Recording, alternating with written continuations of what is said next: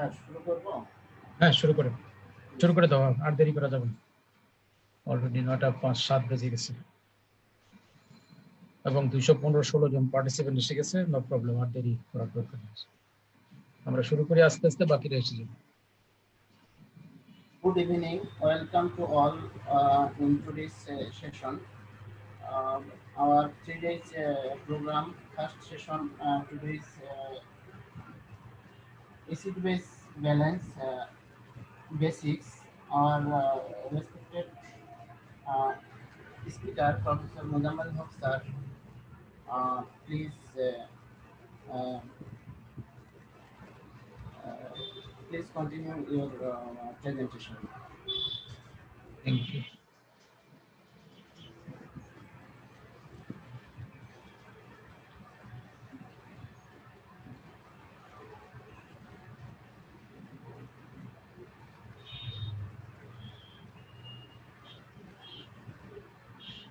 স্ক্রিনটা কি দেখা যাচ্ছে? স্যার এখনো আসে নাই স্যার, আপনি স্ক্রিন শেয়ার করুন।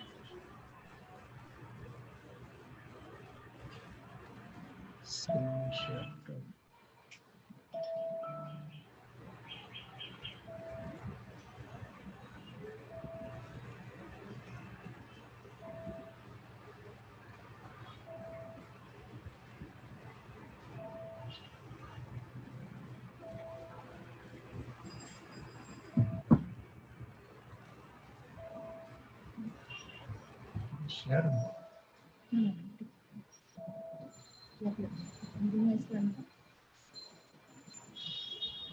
Disconnect হয়ে গেছে Zoom meeting disconnect হয়ে গেছে এখানে শেয়ার দিছেন screen share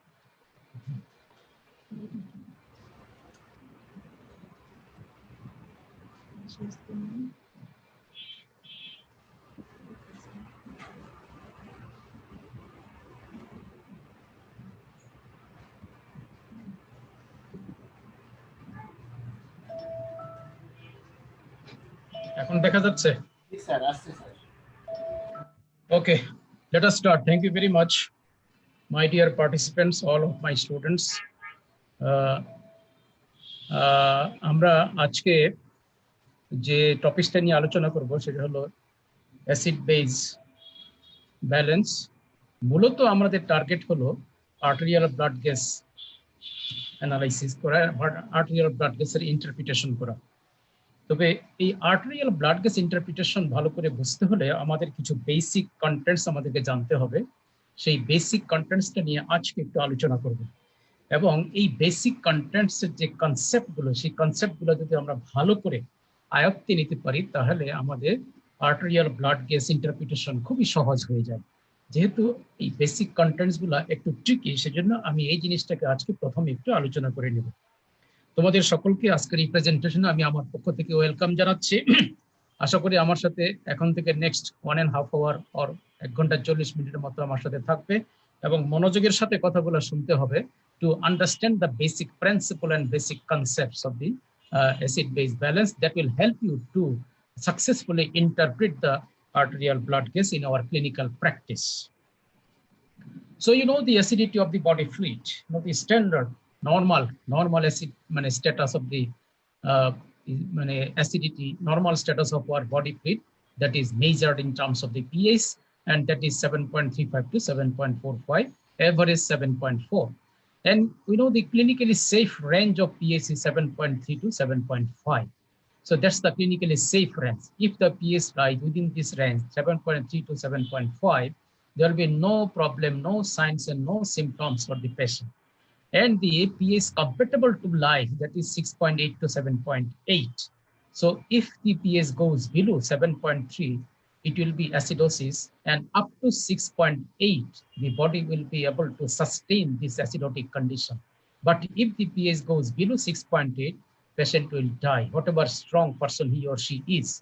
Similarly, if the pH goes above 7.5, it will be alkalosis, and that alkalosis will be sustained by the body up to 7.8. But if the pH goes above 7.8, then death is inevitable. That's why the pH compatible to life, that is 6.8 to 7.8. So our body must maintain that normal body pH.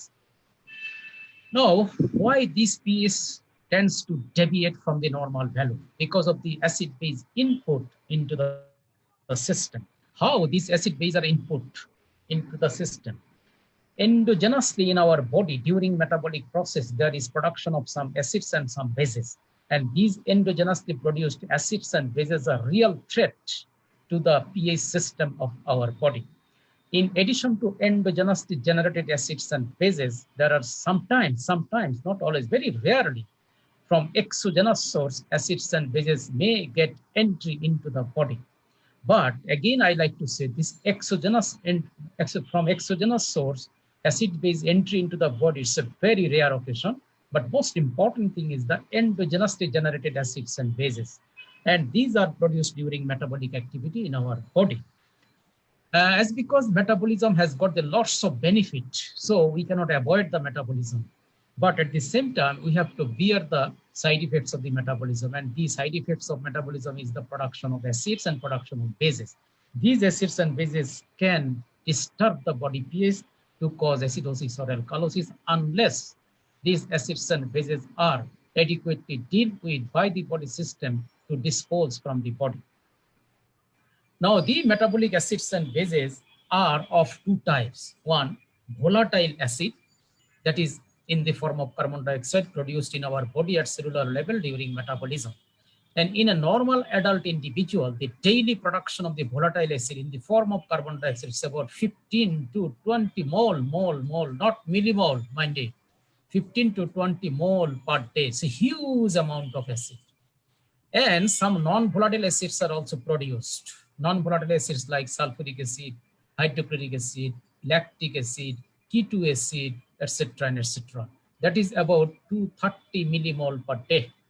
In addition to acid, some bases are also produced during metabolism, and these are called non-volatile base. That is about 160 millimole per day. So every day in a normal metabolic status, every individual produces huge amount of the volatile acid and big amount of the non-volatile acid as well as non-volatile base. Now, what is the relationship between the acids and bases? Acids and bases always try to neutralize each other in equimolar proportion. 1 mole acid can neutralize 1 mole base.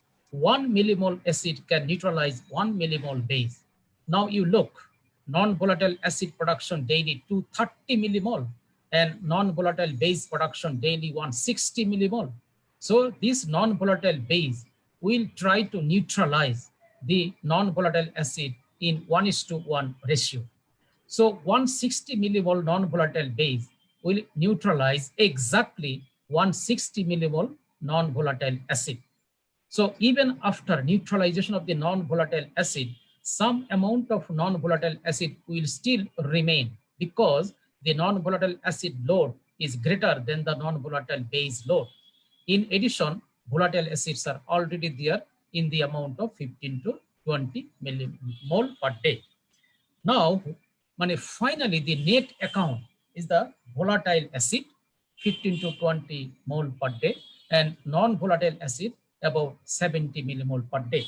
How these 70 millimole you have got? This 70 millimole actually this is the 230 millimole minus 160 millimole. So 230 minus 160 is roughly about 70 millimole.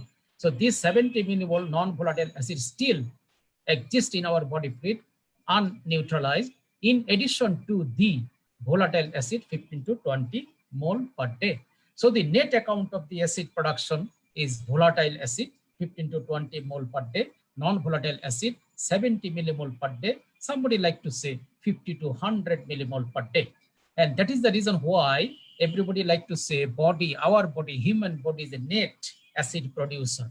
Net acid producer. That means our body produces acid, our body produces bases, but in a normal condition, the amount of acid production is greater than the amount of base production. So after neutralization of the base, some amount of acid remain unneutralized. So ultimately we can say our body is a net acid producer. Now this amount of acid, volatile and non-volatile acid, that is the real headache for the body system, because this amount of acid can disturb the pH, can bring down the pH close to disastrous point. That's why body are worried about this amount of the acid, and body need to dispose this amount of acid from the body correctly to maintain the normal pH status of our body. Now, how these acid base are going to be disposed from the body? There are two routes for acid disposal and base disposal. Number one, pulmonary route, and this pulmonary route dispose the volatile acid. প্রশ্ন হলো আমার pulmonary route, how much volatile acid pulmonary route can dispose? The answer is as much as body produces in a normal condition. আমার body যতটা volatile acid তৈরি করবে ঠিক ততটা volatile acid carbon dioxide pulmonary route দিয়ে disposed out হয়ে যাবে to maintain the normal acid base status. Non-volatile acid for disposal, the route is the renal route. So the non-volatile acid net account is about 70 millimole per day, 50 to 100 millimole per day. Exactly similar amount of non-volatile acid will be disposed out of the body through the renal route. And in a normal condition, body is not worried about the base because the base production in our body a bit less than the acid production, and that base immediately after production at cellular level, they become neutralized by the equal amount of the acid. So in a normal condition, body is not at all concerned with the excretion of the base or disposal of the base. But in some condition, sometimes body could be overloaded with base. And in that condition, body need to dispose the base from the body. So if body need to dispose base from the body, then again, route is the renal route. So renal route has got the dual function. Renal route can dispose the acid, renal route can dispose the base. But in a normal condition, renal route always dispose the acid. Now regarding pulmonary route, it has got unidirectional rule. Pulmonary route dispose only volatile acid. Pulmonary route cannot dispose the base from the body. So these are the routes of acid base disposal from the body. Now how these pH is defensed? There are three systems in our body working hand in hand in cooperation with one another. And these three systems are body buffer system, pulmonary system, and renal system. And the rule of pulmonary system is to dispose the non-volatile acid, that is carbon dioxide, from the body immediately after its production at cellular level. And the rule of renal system is to dispose the non-volatile acid from the body in a normal condition, as well as to dispose the base if there is excess base production in our body in some rare situation or diseased condition. Now, what is the function of the body buffer system? Yes, the concept is these acids and base which are disposed out of the body through the renal system, through the pulmonary system, these acids, these bases are actually produced at cellular level during metabolism, during metabolic activity. Okay. Now, just after production of these acids and bases into the cellular level, they become mixed up with the intracellular body fluid. And then these acids and bases come to the extracellular fluid, and through extracellular fluid, through vascular system, these acids and bases moves into the body. And in one fine morning, these acids and bases comes in contact with the kidney, comes in contact with the respiratory system to be disposed out of the body through the kidney system, through the respiratory system. Now you think from the production of acids and bases at cellular level till they are disposed out through the pulmonary system and renal system, these acids and bases remain into the body fluid for a brief period before their excretion from the body through renal route and pulmonary route. During that particular brief period by which these acids, these bases are moving into the body fluid, during that particular period, it is possible for a strong acid, it is possible for a strong base to disturb the pH significantly and to invite the disastrous situation. That is why body buffer systems are there. And these body buffer systems gives temporary protection to the acids and bases so that they cannot disturb the body pH before their excretion from the body. So these body buffer system, pulmonary system, renal system, hand in hand work together to safeguard the body pH. Now come to the body buffer system. You know, there are different types of buffers in our body. And each and every body fluid compartment, including synovial fluid, including cerebrospinal fluid, every body fluid compartments are adequately decorated with body buffer system so that they can check the pH whenever there is chances of addition of acid or bases into the body fluid, into the cellular system. So body buffers are there, and different types of buffers are there in our body, Out of all buffers, the unique buffer system is the bicarbonate buffer system. And this bicarbonate buffer system take the responsibility of approximately more than 60% of the total body buffering activity. So you try to concentrate just about the bicarbonate buffer system, and you try to understand the basic mechanism, how bicarbonate buffer system is going to work. Exactly in a similar mechanism, all body buffers will work. So you understand the mechanism of bicarbonate buffer, the same understanding you will apply over the mechanism of action of all other buffer system. Now, what is buffer system? In every buffer, there is a weak acid and there is a conjugate base of that weak acid. So buffer is a mixture of weak acid and the conjugate base of that particular weak acid. What is the concept of conjugate base? Concept of conjugate base is any particular acid. As you know, the acids are proton donor. So acids contain the proton, okay? So any particular acid, if they donate proton, if they release proton, after release of proton, after donation of proton, the remaining part of that acid is called the conjugate base. Say for example, carbonic acid, it's an acid. It contains the proton. So it can donate the proton. So if carbonic acid donate the proton, then carbonic acid converted into the bicarbonate ion. So the remaining part of a particular acid, after donation of the proton from that acid, that is called the conjugate base. Say for example, hydrochloric acid, the conjugate base is the chloride, because from hydrochloric acid, once the proton is released, then the remaining part is the chloride, and that is called the conjugate base. So every acid has got a corresponding conjugate base. So buffer system is composed of weak acid and its conjugate base. In case of bicarbonate buffer system, the weak acid is the carbonic acid and the conjugate base is the bicarbonate ion. And the acids are proton donor. So the weak acid part of the buffer can donate proton. And the function of the conjugate base is to take up the proton. Base can accept the proton. Acid can donate the proton and base can accept the proton, can pick up the proton. So in every buffer system, there is an acid part, there is a conjugate base part. And the duty of the acid part is to donate the proton into the system when there is proton deficit into the system. And the duty of the conjugate base part is to pick up the proton from the system when there is an excess proton into the system. Very clear, very simple mechanism of the buffer action. আমার বডির বাফারে প্রত্যেকটা বাফারের মধ্যে দুটো component আছে। একটা component হলো week acid, আরেকটা component হলো কনজুগেট বেস। উইক অ্যাসিড সিস্টেমে প্রোটন ডোনেট করার ক্ষমতা রাখে, আর কনজুগেট বেস সিস্টেম থেকে প্রোটন তুলে নিয়ে চলে যাওয়ার ক্ষমতা রাখে। সুতরাং যখনই বডিতে অ্যাসিডোসিস হবে, বেশি বেশি প্রোটন থাকবে, তখন বাফারের কনজুগেট বেস পার্টটা সামনে চলে আসবে। কনজুগেট বেস করবে কি, সিস্টেম থেকে একটা একটা করে প্রোটন তুলে নিয়ে চলে যাবে, একটা একটা করে প্রোটন সে পিক আপ করবে, করে সে আমার সিস্টেমের প্রোটন কনসেন্ট্রেশনটাকে নর্মাল রাখার চেষ্টা করবে। উইক অ্যাসিড কখন কাজ করবে? যখনই বডিতে প্রোটনের কনসেন্ট্রেশন কমে যাবে, মানে যখনই বডিতে অ্যালকালোসিস হবে, তখনই উইক অ্যাসিড আগায় আসবে। আগায় এসে সে প্রত্যেকটা উইক অ্যাসিড তখন প্রোটন ডোনেট করবে into the system to keep the proton concentration of the system normal.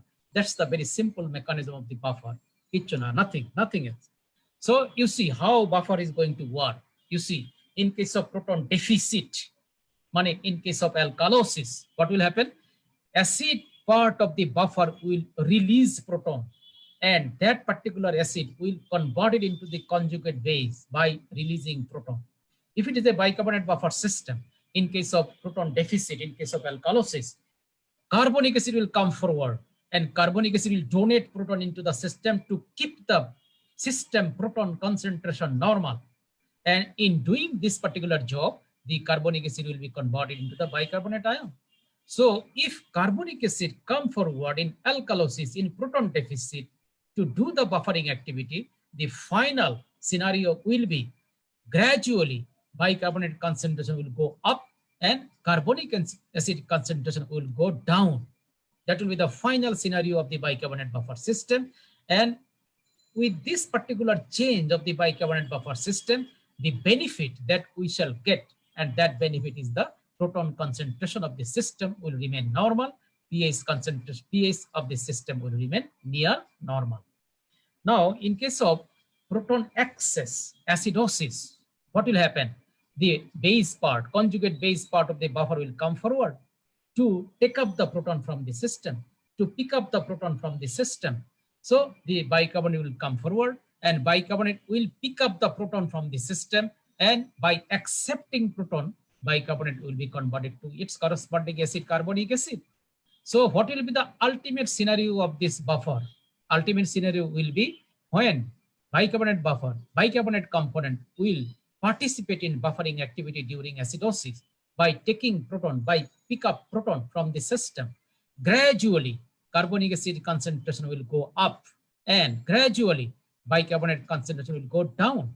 That is how bicarbonate buffer system, the components of the bicarbonate buffer system will be affected in case of buffering activity during acidotic condition. Kintu out of this buffering activity, out of these changes of the buffer component of the bicarbonate buffer system, what benefit we shall get? The benefit that we shall get, our body proton concentration will remain near normal and our pH will remain near normal. That is the concept of the bicarbonate buffer system. And the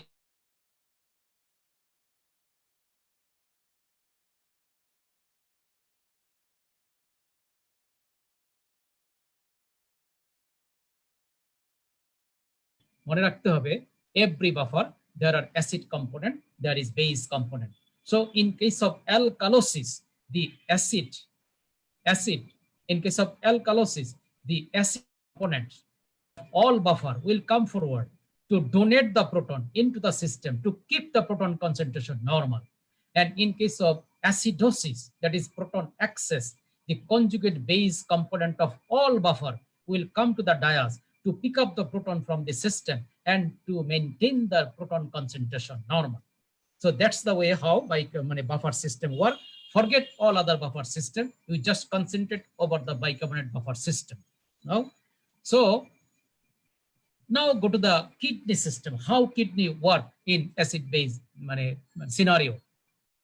As you know, the kidney has got the dual function. One, it can excrete the base from the body and it can excrete the acid from the body. So if necessary, kidney can excrete the base. Now let us see how kidney excrete the base from the body. And this is the scenario of the base excretion from the body by the kidney. And this scenario happens in proximal convoluted tubule. In proximal convoluted tubule.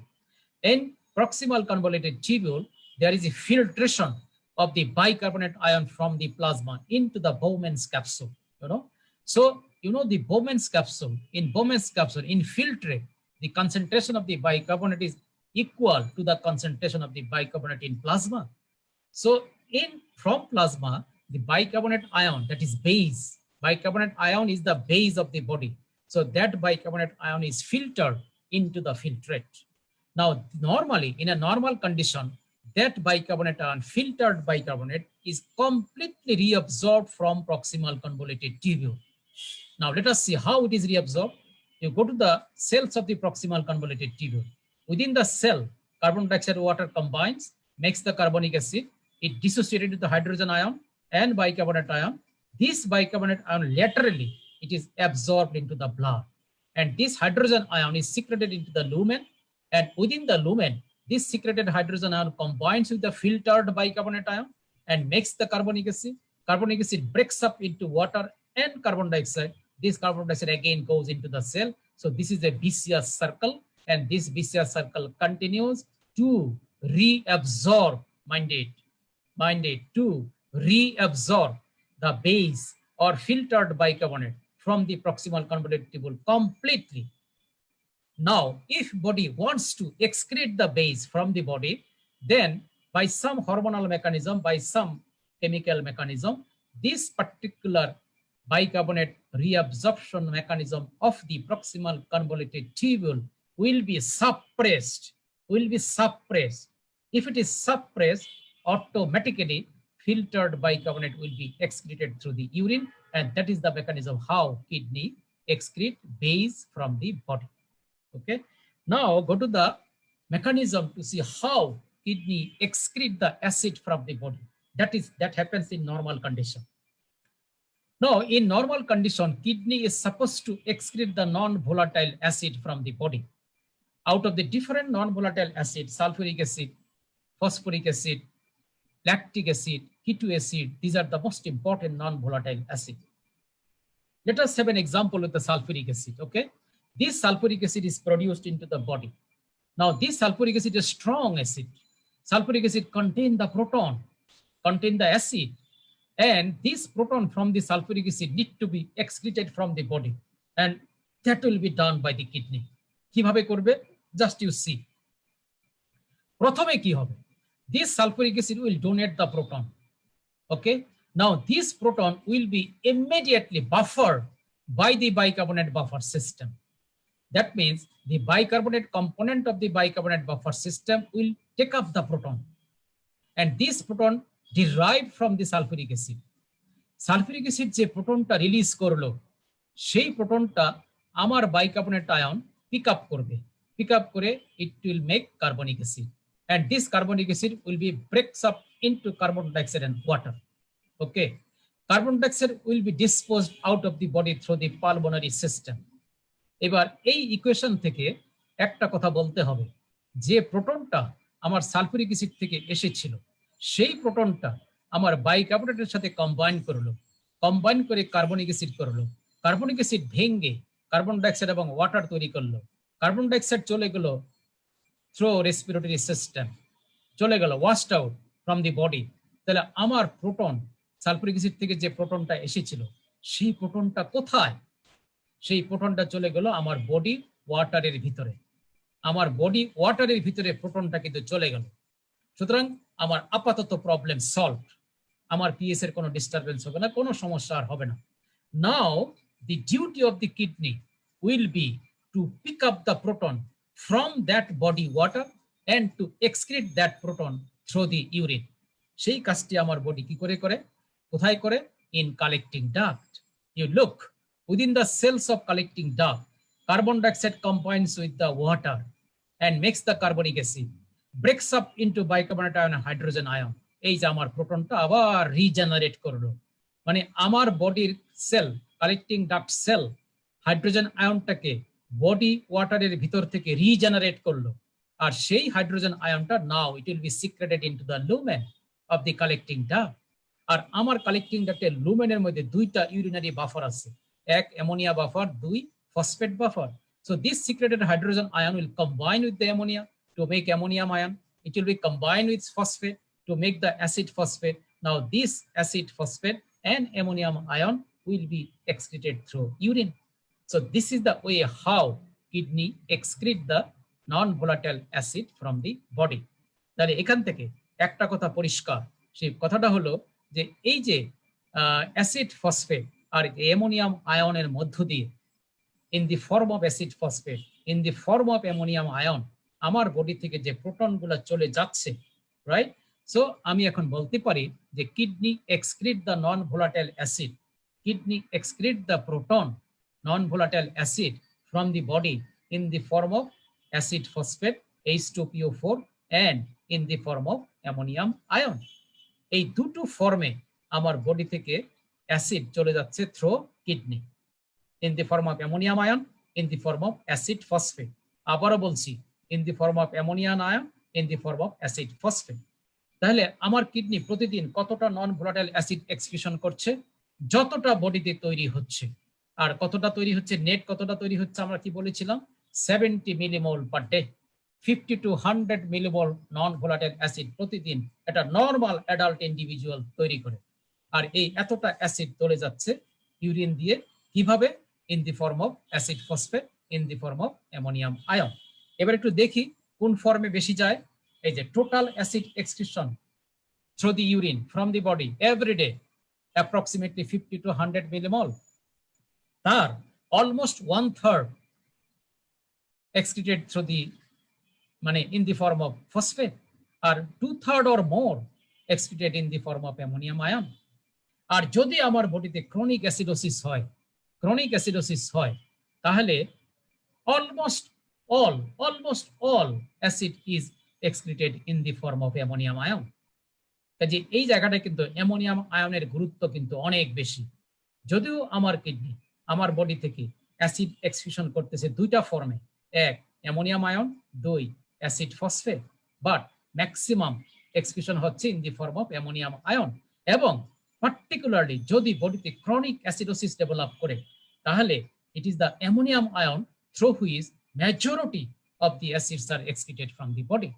সুতরাং আমরা কিন্তু বলতে পারি বডির থেকে ইউরিনের মধ্যে দিয়ে acid যাওয়া মানে অ্যামোনিয়াম আয়ন যাওয়া, অ্যামোনিয়াম আয়ন যাওয়া মানে আমার বডি থেকে অ্যাসিড চলে যাচ্ছে, অ্যাসিড এক্সক্রিশন হচ্ছে। So urinary ammonium ion excretion is theoretically equivalent to the renal acid excretion. Clear? Urinary ammonium ion excretion is theoretically equivalent to the renal acid excretion. এবার আমি একটা বেসিক জায়গায় আসি, urinary anion gap এই কথাটার মানে কি? অ্যানায়ন গ্যাপ কনসেপ্টটা কোত্থেকে আসছে? প্লাজমাতে একটা অ্যানায়ন গ্যাপ কনসেপ্ট আছে, আবার ইউরিনারি একটা অ্যানায়ন গ্যাপ কনসেপ্ট আছে। অ্যানায়ন গ্যাপের কনসেপ্টটার উৎপত্তি কোথা থেকে বলি? উৎপত্তিটা হলো law of electrical neutrality. Law of electrical neutrality কি বলছে? বলছে যে আমাদের মানুষের শরীরের প্রত্যেকটা বডি ফ্লুইড কম্পার্টমেন্ট থাকবে normally electrically in neutral condition. আবারও বলছি, every body fluid compartment of our body are electrically neutral. তার মানে প্রত্যেকটা বডি ফ্লুইড কম্পার্টমেন্টে যতটা ক্যাটায়ন থাকবে ততটা অ্যানায়ন থাকবে, যতটা পজিটিভ চার্জ থাকবে ততটা নেগেটিভ চার্জ থাকবে। That's the rule of law, nature, একদম rule of law for living system. Urine is also a body fluid compartment বলতে পারি আমরা ইন এ সেন্স। তাহলে আমি বলতে পারি যে in urine also law of electrical neutrality will be applied. Okay, definitely. এখন আমরা দেখি আমার ইউরিন দিয়ে কোন কোন সল্ট চলে যায়। বলা হচ্ছে urine mostly contain sodium chloride, potassium chloride and ammonium chloride. আমি একটু দেখি, সোডিয়াম ক্লোরাইডের মধ্যে সোডিয়ামটা হলো ক্যাটায়ন, পটাশিয়ামটা ক্যাটায়ন, অ্যামোনিয়াম আয়নটা ক্যাটায়ন, ক্লোরাইডটা অ্যানায়ন। ওকে, ক্লোরাইডটা অ্যানায়ন। তাহলে আমরা বলতে পারি যে sodium plus potassium plus ammonium ion will be equal to chloride in urine according to the law of electrical neutrality. কারণ ল অফ ইলেকট্রিক্যাল নিউট্রালিটি কি বলছে? বলছে যে প্রত্যেকটা বডি ফ্লুইড কম্পার্টমেন্টে যতটা ক্যাটায়ন থাকবে ততটা অ্যানায়ন থাকবে। আর আমার ইউরিনে ক্যাটায়ন হলো সোডিয়াম, পটাশিয়াম, অ্যামোনিয়াম আয়ন, আর অ্যানায়ন হলো ক্লোরাইড। এইবার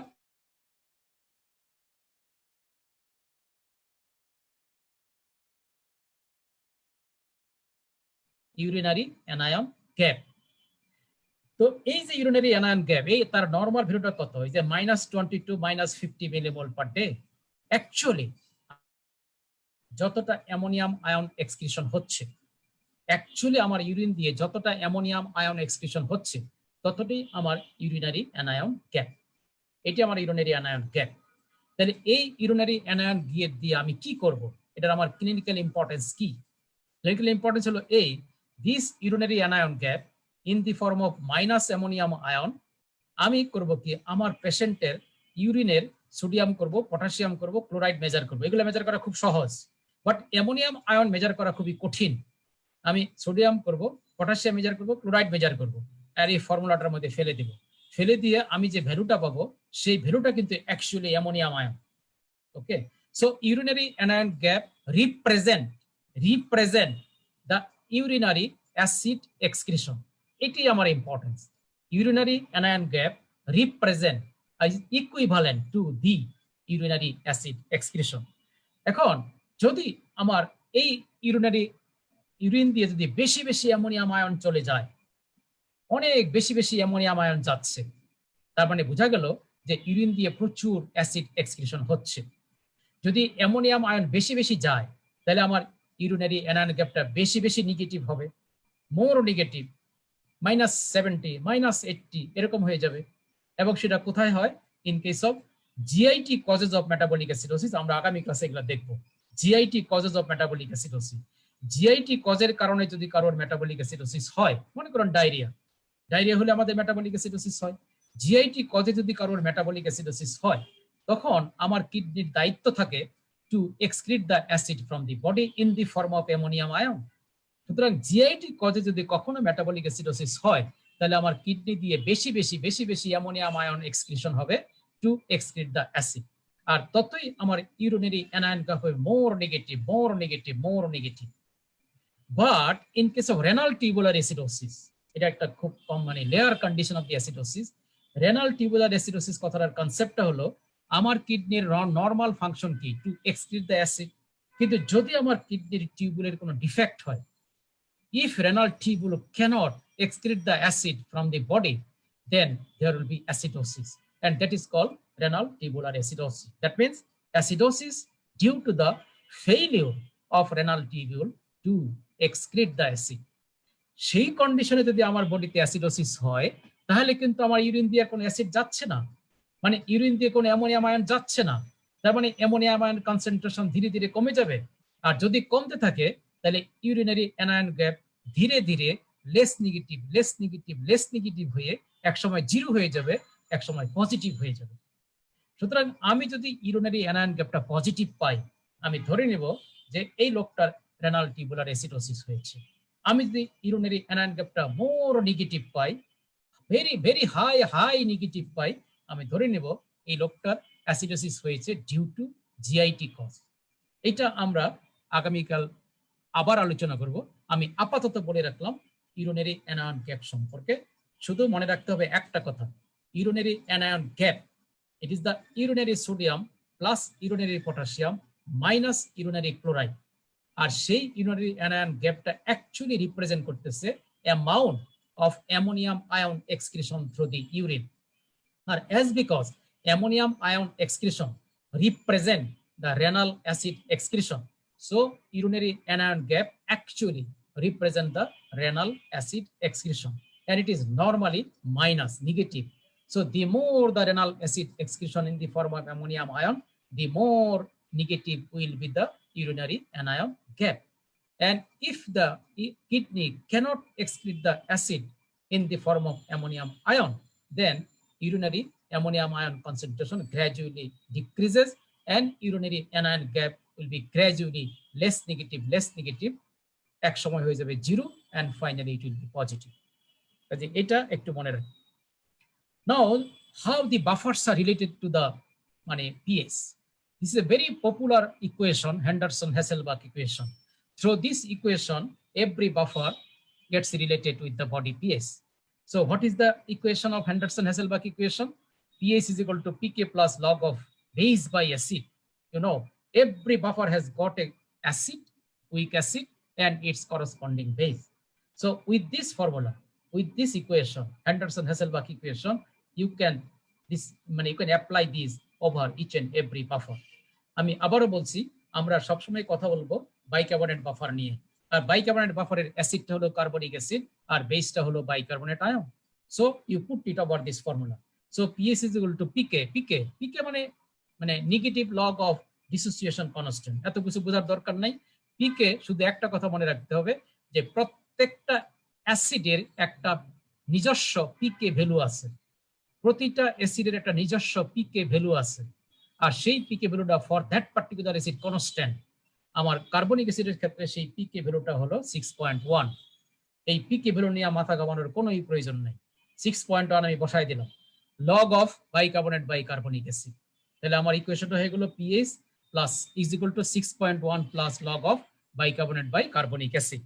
আমি কি করলাম, আমি এই হ্যান্ডারসন-হ্যাসেলবাখ ইকুয়েশনটাকে বাইকার্বনেট বাফার সিস্টেমের উপর স্থাপন করলাম, বাইকার্বনেট বাফার সিস্টেমের উপর এটাকে বসালাম এইভাবে। তাহলে pH is equal to 6.1 plus bicarbonate by carbonic acid.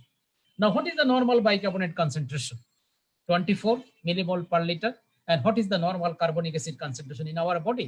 It is 1.2 millimole per liter. আমি বসাই দিলাম। তাহলে কি দাঁড়াইলো? P pH is equal to 6.1 plus log of 24/1.2, আর এই 24/1.2 হলো 20। সো ফাইনালি পেয়ে গেলাম pH is equal to 6.1 plus log of 20, আর লগ অফ 20 এর ভ্যালুটা হলো 1.3। তাহলে pH is equal to 6.1 plus 1.3, এই যে আমি পেয়ে গেলাম normal body pH. So this is the way how every buffer system is connected with the normal body pH through Henderson-Hasselbalch equation. এই ইকুয়েশনটা ডিরাইভ করা হয়েছে by Henderson, mister Henderson and mister মানে Hasselbalch, দুইজনে মিলে এই ইকুয়েশন ডিরাইভ করছে, করে আমাদেরকে বলে দিল যে আমার বডির পিএইচ সিস্টেমটা, পিএইচ গুলা সরি প্রতিটা বাফার সিস্টেম পিএইচ এর সাথে কিভাবে রিলেটেড। তাহলে দিস ইজ দ্য ওয়ে। তাহলে এখন এই জিনিসটাকে আমি একটু এক্সপ্লয়েট করি, একটু ভালো করে মনোযোগ দিয়ে শোনার চেষ্টা করো। Okay, pH is equal to 6.1 plus log of 20/1। ধরে নিলাম আমার বডির বাইকার্বনেট বাফার বাইকার্বনেটের কনসেন্ট্রেশন 20, কার্বনিক অ্যাসিডের কনসেন্ট্রেশন 1, তাহলে 20/1 রেশিওটা হলো 20, তাহলে আমি পিএইচ পাবো 7.4। আমি ধরে নিলাম একটা লোকের বাইকার্বনেট কনসেন্ট্রেশন 40 আর কার্বনিক অ্যাসিডের কনসেন্ট্রেশন 2, তখনও আমার বাইকার্বনেট বাই কার্বনিক অ্যাসিডের রেশিও কিন্তু 20, লগ অফ 20 1.3, পিএইচ পাবো 7.4। আমি যদি ধরে নেই কোনো একটা লোকের বাইকার্বনেট কনসেন্ট্রেশন 60 আর কার্বনিক অ্যাসিড কনসেন্ট্রেশন 3, তখনও কিন্তু bicarbonate by carbonic acid ratio 20, তখনও 20, আমি পিএইচ পাবো 7.4। এই তিনটা একটা থিওরিটিক্যাল এক্সাম্পল তোমার সামনে দিয়ে আমি যে মেসেজটা দিতে চাচ্ছি, সেই মেসেজটা হলো যে আমার বডির বাইকার্বনেট কনসেন্ট্রেশন যাহাই থাকুক না কেন, আমার বডির কার্বনিক অ্যাসিড কনসেন্ট্রেশন যাহাই থাকুক না কেন, যদি আমি দেখি যে বাইকার্বনেট এবং কার্বনিক অ্যাসিডের রেশিওটা 20 আছে, তাহলে ধরে নিতে হবে আমার বডির পিএইচ নরমাল। পিএইচ নরমাল, তুমি দেখো এই প্রথম এক্সাম্পলে পিএইচ নরমাল, পরের এক্সাম্পলে পিএইচ নরমাল, থার্ড এক্সাম্পলে পিএইচ নরমাল, কিন্তু প্রত্যেকটা কন্ডিশনে আমার বাইকার্বনেট এবং কার্বনিক অ্যাসিডের কনসেন্ট্রেশন অ্যাবনর্মাল। সুতরাং মেসেজটা হলো বাইকার্বনেট কনসেন্ট্রেশন কত ডাজন্ট ম্যাটার, কার্বনিক অ্যাসিডের কনসেন্ট্রেশন ব্লাডে কত ডাজন্ট ম্যাটার, যদি বাইকার্বনেট এবং কার্বনিক অ্যাসিড কনসেন্ট্রেশনের মধ্যকার রেশিওটা যদি 20 পাওয়া যায়, যদি 20 থাকে, আমার বডির পিএইচ নরমাল। কোনো চিন্তা করে না, আর কোনো চিন্তাই নেই, থাকুক বাইকার্বনেট অ্যাবনর্মাল, থাকুক carbonic acid abnormal, no problem. Bicarbonate abnormal হইলে মানুষটা মরবে না, কার্বনিক অ্যাসিড অ্যাবনর্মাল হয়ে গেলে আমি মানুষটা মরে যাব না, কারণ কারণ পিএইচ যদি অ্যাবনর্মাল হয়ে যায় তাহলে আমি মরে যাব। সুতরাং at the cost of abnormal bicarbonate, at the cost of abnormal carbonic acid, যদি আমার পি মানে কি বলে রেশিওটা নরমাল থাকে, রেশিওটা 20 থাকে, আমার পিএইচ নরমাল, আমি বেঁচে গেলাম, হাসি খুশিতে ঘুরে বেড়াবো, কোনো প্রবলেম নেই। So pH depends on carbonic acid concentration, pH depends on মানে bicarbonate concentration, pH depends on bicarbonate by carbonic acid ratio. যদি বলি সিঙ্গেল বেস্ট আনসার কোনটা, সিঙ্গেল বেস্ট আনসার হবে 3 নম্বরটা, pH depends on bicarbonate by carbonic acid ratio irrespective of the concentration of carbonic acid, concentration of bicarbonate ion, এই কথাটা মনে রাখতে হবে। So normal bicarbonate by carbonic acid ratio হলো 20:1। So if the ratio is 20, pH will be normal irrespective of the bicarbonate concentration, irrespective of the carbonic acid concentration. Now look to the bicarbonate buffer system. This is the total anatomy of the bicarbonate buffer. PCO2, dissolved carbon dioxide, carbonic acid, bicarbonate and hydrogen ion. That is the total equation of the bicarbonate buffer system. Total. যদি আমার বডিতে partial pressure of carbon dioxide বেড়ে যায়, তাহলে dissolved carbon dioxide বাড়বে, carbonic acid বাড়বে, bicarbonate বাড়বে। আর যদি আমার বডিতে PCO2 কমে যায়, তাহলে আমার এই রিঅ্যাকশনটা এবার বাম দিকে মুভ করবে, বাম দিকে যাবে, বিকজ রিঅ্যাকশনটা মানে bidirectional, and it will depend on the status of the PCO2. If the PCO2 is high, the reaction will move to the right side. If the PCO2 is low, reaction will move to the left side. Okay, এখানে একটা concept আমি throw করেছি, এই যে dissolved carbon dioxide, এই যে carbonic acid আর এই যে বাইকার্বনেট আয়ন, তিনটাকে মিলে অ্যাসিড বেস কেমিস্ট্রিতে বলা হয় টোটাল কার্বন ডাইঅক্সাইড বা TCO2 বা টোটাল কার্বন ডাইঅক্সাইড। সুতরাং মনে রাখতে হবে TCO2, not PCO2, not PCO2, mind it, TCO2. TCO2 মানে dissolved carbon dioxide, carbonic acid এবং বাইকার্বনেট তিনটার সমষ্টি, কম্বিনেশন মানে সামেশন। ওকে, সেই TCO2 কত 28 মিলিমোল পার লিটার, আর আমার বাইকার্বনেট কত নরমাল 24 মিলিমোল পার লিটার। একটু খেয়াল করে দেখো, টোটাল কার্বন ডাইঅক্সাইডের কনসেন্ট্রেশন 28, আর সেখানে বাইকার্বনেট একা 24। সুতরাং কি বলা হলো, 95% of the total carbon dioxide is actually bicarbonate ion, and that is the reason why in clinical practice, in clinical scenario, this total carbon dioxide and this bicarbonate, they are interpreted identically. মানে যদি আমি বলি যে এই particular কন্ডিশনে bicarbonate high হয়ে যায়, আমি বলে নেব, আমি ইজিলি বলে দিব যে এই পার্টিকুলার কন্ডিশনে TCO2 হাই। যদি বলি এই কন্ডিশনে বাইকার্বনেট কমে যায়, আমি বলবো এই কন্ডিশনে TCO2 কমে যায়, because TCO2 and bicarbonate runs parallelly, as because 95% of the TCO2 is bicarbonate. সুতরাং TCO2 বাড়া মানে বাইকার্বনেট বাড়া, TCO2 কমে যাওয়া মানে বাইকার্বনেট কমে যাওয়া। উল্টা ভাবে বাইকার্বনেট বাড়া মানে TCO2 বাড়া, বাইকার্বনেট কমে যাওয়া মানে TCO2 কমে যাওয়া, মানে TCO2 bicarbonate similar interpretation in clinical practice. Okay, now how this carbonic acid and PCO2 is related. আমি তোমাদেরকে দেখালাম কি যে PCO2 আছে, কার্বনিক অ্যাসিড আছে, বাইকার্বনেট আয়ন আছে। আমার হেন্ডারসন হ্যাসেলবাখ ইকুয়েশনে কি ছিল? ছিল বাইকার্বনেট উপরে আর নিচে ছিল কার্বনিক অ্যাসিড। সুতরাং আমি যদি পিএইচ বার করতে চাই, তাহলে আমার বাইকার্বনেট মেজার করতে হবে, আমার কার্বনিক অ্যাসিড মেজার করতে হবে। কিন্তু মনে রাখতে হবে কার্বনিক অ্যাসিড মেজারমেন্ট করাটা খুবই কঠিন, ল্যাবরেটরিতে আমরা মানে মেজার করতে পারি না। সুতরাং আমরা কিন্তু কার্বনিক অ্যাসিড মেজার করি ইনডাইরেক্টলি। কেমন করে? You look, this carbonic acid is proportional to the PCO2. Carbonic acid is proportional to PCO2. So carbonic acid is equal to an alpha into PCO2. এটা হলো ম্যাথমেটিক্স। আমরা ছোটবেলায় অঙ্ক করেছি, A is proportional to B, so A is equal to a constant into B। এই তো এখানেও তাই। আর এই আলফাটাকে বলছে solubility coefficient of carbon dioxide, and its constant solubility coefficient of carbon dioxide in water, alpha. আর সেই আলফার ভ্যালুটা কত? 0.03। সুতরাং আমি কি বলবো, carbonic acid is equal to 0.03 into PCO2। আমার PCO2 নর্মাল কত? আমার PCO2 নর্মাল হলো 40 millimetre mercury in arterial blood. So this 40 into 0.03 কত হবে? ইট will B 1.2, and that 1.2 millimole per liter is the normal carbonic acid concentration. So we want carbonic acid to assess the acid base status, but carbonic acid আমরা measure করতে পারি না, কিন্তু আমরা carbonic অ্যাসিডটা বুঝে নেব indirectly by measuring the PCO2। আর PCO2 মেজার করা খুবই সহজ, বাই ABG মেশিন আমরা করে ফেলতে পারি। Now come to the acid base disorder classification আমরা কিভাবে করব। আসো, এই হলো আমার equation, pH is equal to 6.1 plus log of bicarbonate by carbonic acid, যে ইকুয়েশনটা এতক্ষণ তোমার সাথে আলোচনা করেছি। এই ইকুয়েশনটার দিকে তাকাও, তাকিয়ে দেখো উপরে আছে বাইকার্বনেট, নিচে আছে কার্বনিক অ্যাসিড।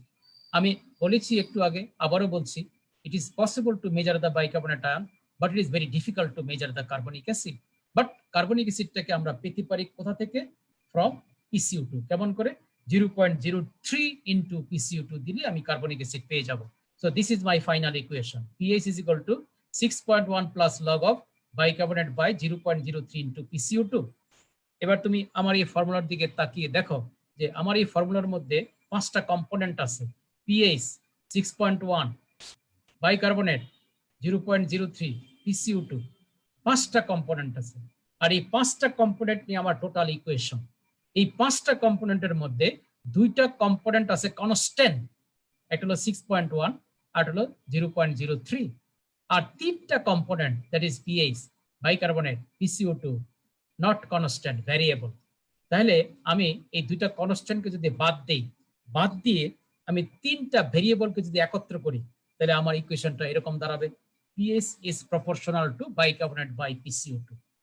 ভীষণ ইম্পর্টেন্ট একটা ইকুয়েশন, এটা মাথায় রাখতে হবে 24টা ঘন্টা, ইভেন ঘুমের ভিতরে। যদি তুমি অ্যাসিড বেস ব্যালেন্স বুঝতে চাও, তাহলে এই যে ইকুয়েশনটা ডিরাইভ করলাম তোমাকে, pH is proportional to bicarbonate by PCO2, এইটা যেন মাথার থেকে সরে না যায়। শয়নের স্বপনের সর্বক্ষণে, even if you are in deep love with someone, এইটা যেন মাথার থেকে না যায়। PH is proportional to bicarbonate by PCO2। এবার আসো ক্লাসিফাই করি acid base disorder. What is acid base disorder? মানে deviation of the pH from normal value. আমার পিএস যদি নর্মাল থেকে ডেভিয়েট করে যায়, হাই হয়ে যায়, লো হয়ে যায়, that is called acid base disorder. এবার তাকাও আমার ফর্মুলার দিকে, তাকিয়ে বলো আমার পিএস বাড়তে পারে কিভাবে, আমার পিএস কমতে পারে কিভাবে? ফর্মুলার দিকে তাকিয়ে বলো, যদি বাইকার্বনেট বেড়ে যায় তাহলে আমার পিএস বেড়ে যাবে, অথবা যদি PCO2 কমে যায় তাহলে আমার পিএস বেড়ে যাবে, রাইট? আবার পিএস কমতে পারে কখন? যদি বাইকার্বনেট কমে যায় তাহলে পিএস কমে যাবে, অথবা যদি PCO2 বেড়ে যায় তাহলে পিএস কমে যাবে। This is the core concept. Okay, এবার আসি কখন আমি সিম্পল অ্যাসিড বেস ডিসঅর্ডার বলবো।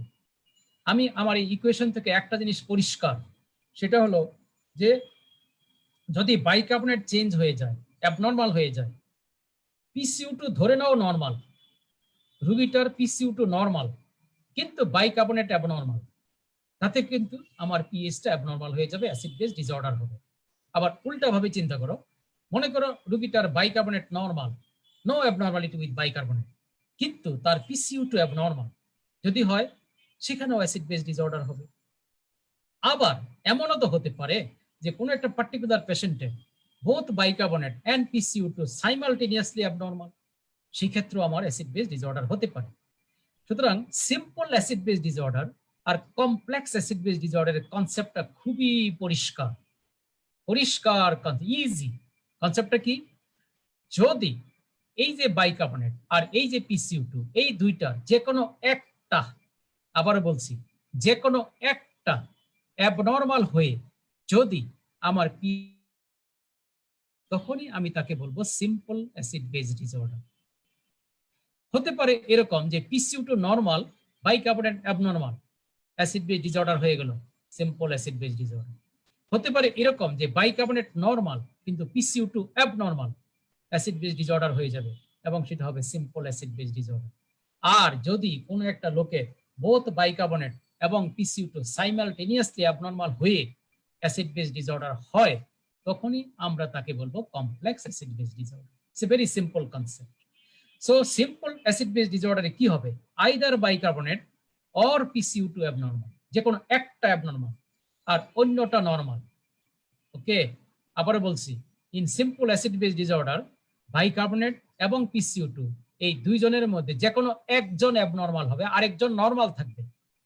But in complex acid base disorder দুইটা একসাথে abnormal, complex. Okay, now come to the types of simple acid base disorder. কি বলছে? Metabolic acid base disorder and respiratory acid base disorder. Again concept is very simple.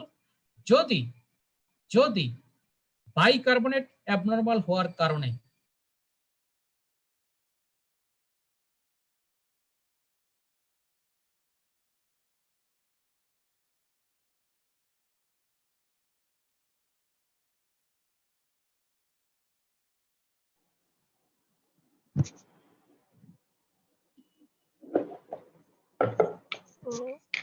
আসসালামু আলাইকুম তাফিজুল ভাই, sir কি disconnect হয়ে গেছে? হ্যালো, আসসালামু আলাইকুম। তাফিজুল ভাই আছেন?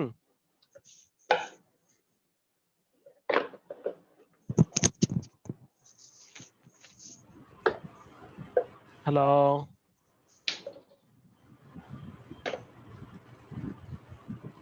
স্যার ডিসকানেক্ট হয়ে গেছে খুব সম্ভব।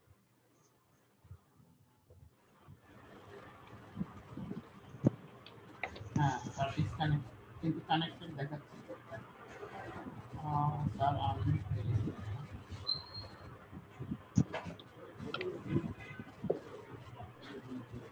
নাও ইট ইজ ওকে। জি sir, okay. Sir okay sir. Okay, now come to the metabolic acid base disorder and respiratory acid base disorder. আমরা বলেছিলাম মেটাবলিক অ্যাসিড ডিসঅর্ডার মানে it is due to abnormal bicarbonate but PCO2 normal. Respiratory acid base disorder মানে it is due to abnormal PCO2 but normal bicarbonate. So this is the মানে types of simple acid base disorder. এখন আমরা একটু দেখি metabolic acid base disorder আবার কি কি হতে পারে। আর যেটা আমরা মিক্সড বলেছিলাম, মিক্সড অ্যাসিড বেস ডিসঅর্ডার মানে কমপ্লেক্স অ্যাসিড বেস ডিসঅর্ডার মানে বোথ বাইকার্বনেট এন্ড পিসিইউ2 অ্যাবনরমাল। ওকে, তাহলে আমার সিম্পল অ্যাসিড বেস ডিসঅর্ডার আর কমপ্লেক্স অ্যাসিড বেস ডিসঅর্ডারের কনসেপ্টটা পরিষ্কার, আর মেটাবলিক অ্যাসিড বেস ডিসঅর্ডার আর রেসপিরেটরি অ্যাসিড বেস ডিসঅর্ডারের কনসেপ্টটা পরিষ্কার। তাহলে চারটা কথা বলেছি, metabolic acid base disorder, respiratory acid base disorder, simple acid base disorder, complex acid base disorder. এই চারটা জিনিস যেন পরিষ্কার থাকে মাথায়। এবার আমরা একটু দেখি মেটাবলিক অ্যাসিড বেস ডিসঅর্ডার কত প্রকার। এক, আমরা কি বলেছিলাম, মেটাবলিক অ্যাসিড বেস ডিসঅর্ডার হবে কখন? If there is abnormality with bicarbonate but পিসিইউ2 নরমাল। বাইকার্বনেট কি অ্যাবনরমাল হতে পারে? বাইকার্বনেট কমে যেতে পারে। যদি বাইকার্বনেট কমে যায়, এবার you look to my equation, pH proportional to bicarbonate by পিসিইউ2। আমার পিসিইউ2 নরমাল আর বাইকার্বনেট কমে গিয়েছে, অতএব আমার পিএস কমে যাবে এবং হয়ে যাবে অ্যাসিডোসিস, নাম দেব মেটাবলিক অ্যাসিডোসিস। আর যদি আমার বাইকার্বনেট বেড়ে যায়, বেড়ে গেল, পিসিইউ2 নরমাল, আমার বাইকার্বনেট বাই কার্বনিক অ্যাসিড রেশিওটা বেড়ে গেল, পিএস বেড়ে যাবে, নাম দেব অ্যালকালোসিস এবং এটা হয়ে যাবে মেটাবলিক অ্যালকালোসিস।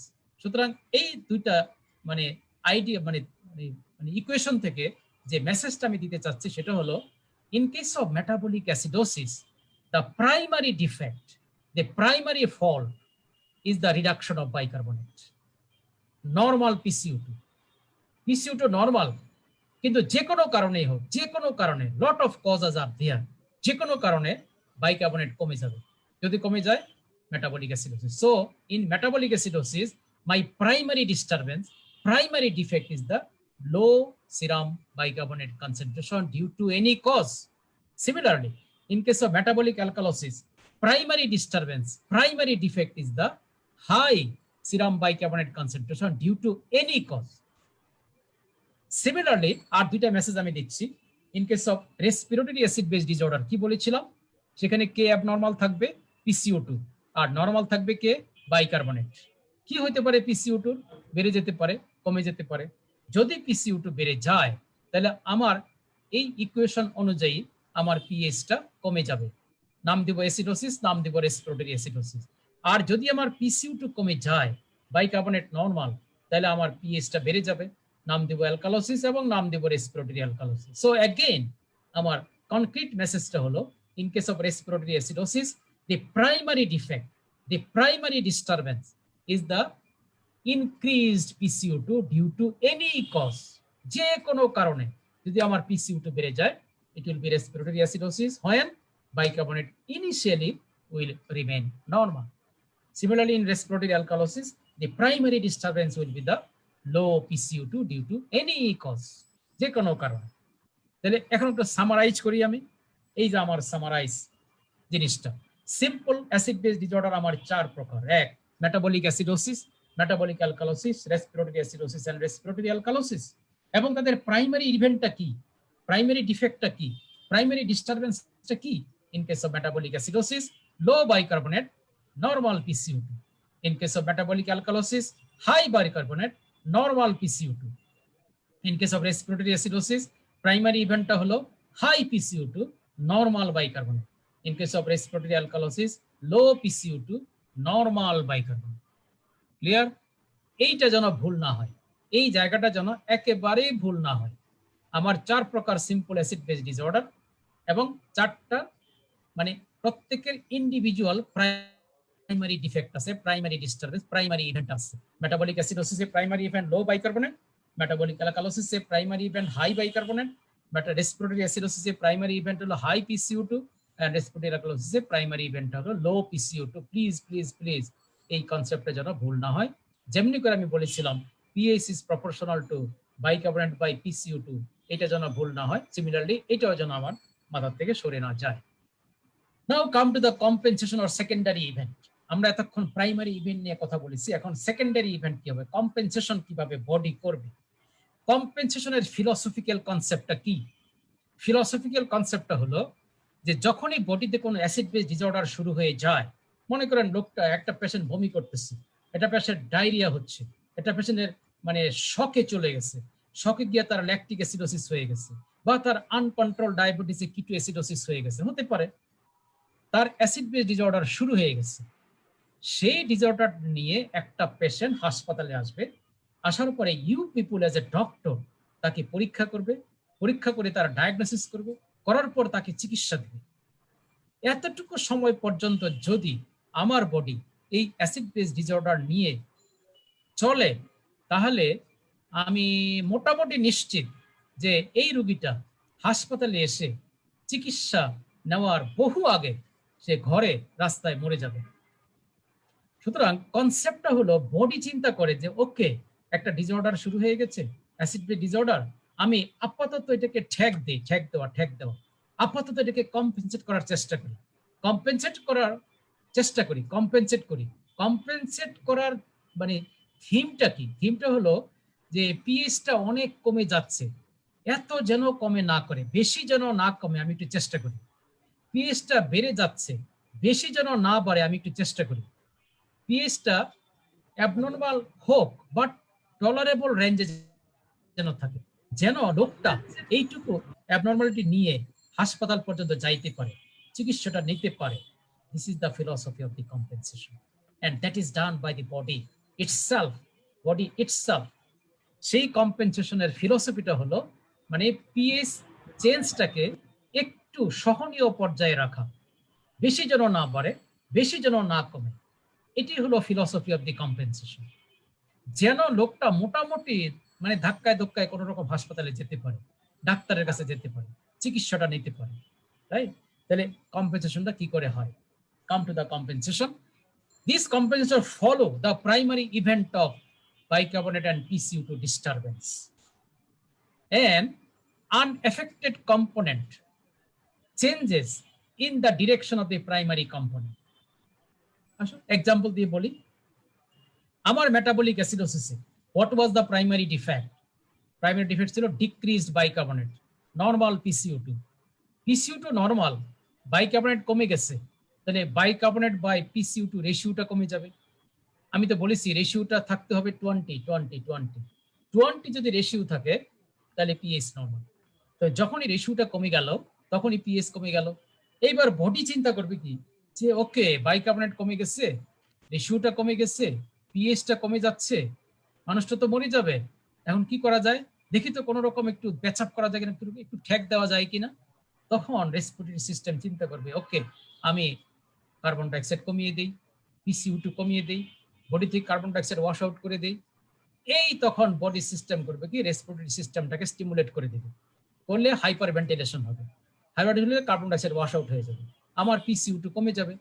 তাহলে আমার প্রাইমারি ডিস্টারবেন্স কি ছিল? Decrease bicarbonate. এইবার সেই ডিক্রিজ বাইকার্বনেটটাকে একটু প্যাচ আপ করার জন্য আমার সেকেন্ডারি ইভেন্টটা কি হইলো? PCO2 কমে গেল। কমে যাওয়াতে কি হলো? আমার বাইকার্বনেট বাই PCO2 রেশিওটা মোটামুটি 20-র কাছাকাছি থাকলো। আর এই 20-র কাছাকাছি থাকাতে কি হলো? আমার পিএইচটা মোটামুটি নর্মাল থাকলো, নর্মালের কাছাকাছি থাকলো। রোগীটা মোটামুটি একটা সহনীয় পর্যায়ে রইলো, মরে যাবে না, হাসপাতালে যাইতে পারবে, চিকিৎসাটা নিতে পারবে ফুল কিউর হওয়ার জন্য। ওকে, তাহলে এই কথাটাই এখানে বলেছে যে compensation follow the primary event of bicarbonate or PCO2, and in compensation the unaffected component bicarbonate or PCO2 changes in the same direction as the primary component. এই যে মেটাবলিক অ্যাসিডোসিসে বাইকার্বনেট কমে গিয়েছিল, এবার PCO2 কমে যাবে। তাহলে ডিক্রিজ বাইকার্বনেট ছিল metabolic অ্যাসিডোসিসে প্রাইমারি ইভেন্ট, আর সেকেন্ডারি ইভেন্টটা হলো ডিক্রিজ PCO2। এই হলো কম্পেনসেশন। তাহলে আমরা একটু কম্পেনসেশনটা দেখি। এবার মেটাবলিক অ্যাসিড বেস ডিসঅর্ডারে তাহলে কম্পেনসেশন কে করবে? Respiratory system. আর রেসপিরেটরি অ্যাসিড বেস ডিসঅর্ডারের কম্পেনসেশনটা কে করবে? Renal system. Respiratory acid base ডিসঅর্ডারে মেইন ডিফেক্টটা কার ছিল? মেইন ডিফেক্ট ছিল PCO2। রেসপিরেটরি অ্যাসিডোসিসে PCO2 বেড়ে গিয়েছিল, বেড়ে যাওয়াতে কি হলো? আমার এই রেশিওটা কমে গেল, কমে যাওয়াতে পিএইচ কমে গেল। এইবার বডি এটাকে কম্পেনসেট করবে কেমন করে? এই বাইকার্বনেট কনসেন্ট্রেশন বাড়িয়ে দিবে। কে বাড়াবে? কিডনি বাড়াবে এটাকে।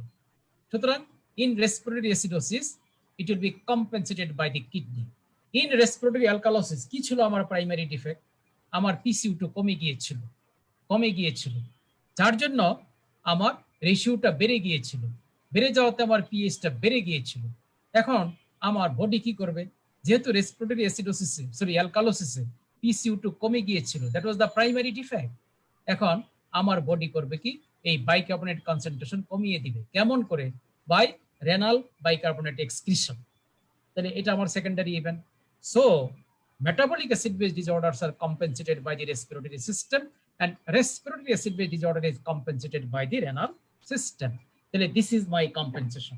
তাকাও এবার, তাকাও মেটাবলিক অ্যাসিডোসিসে কি ছিল আমার প্রাইমারি ডিফেক্ট, এই বাইকার্বনেট কম।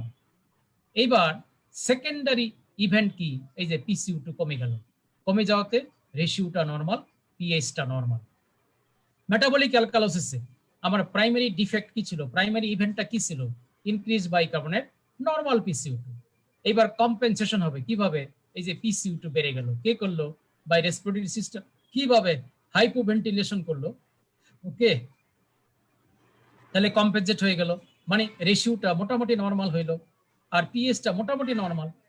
এবার আসো রেসপিরেটরি অ্যাসিডোসিস, আমার প্রাইমারি ইভেন্ট কি ছিল, ইনক্রিজ PCO2।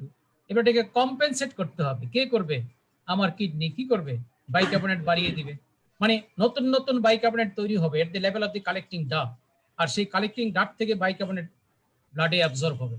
আমি যেটা দেখিয়েছি তোমাদেরকে, সেই অ্যাবজর্ব বাইকার্বনেট করবে কি, ব্লাডের বাইকার্বনেট কনসেন্ট্রেশন বাড়িয়ে দিবে।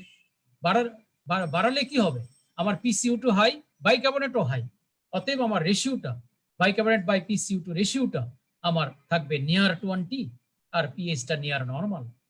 সিমিলারলি রেসপিরেটরি অ্যালকালোসিস আমার প্রাইমারি ইভেন্ট কি ছিল, ডিক্রিজ PCO2, নরমাল বাইকার্বনেট। এবার কম্পেনসেট করতে হবে কে, কিভাবে, বাই ডিক্রিজিং বাইকার্বনেট। কেমন করে? By excretion of bicarbonate through the urine.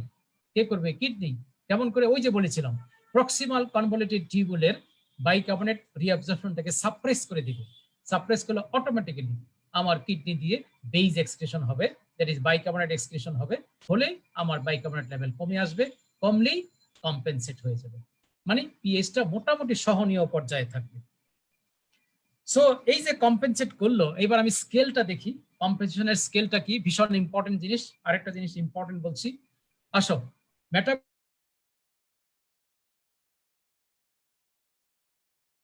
ইভেন্টটা কি ছিল, প্রাইমারি ইভেন্ট ছিল ডিক্রিজড বাইকার্বনেট, ওকে।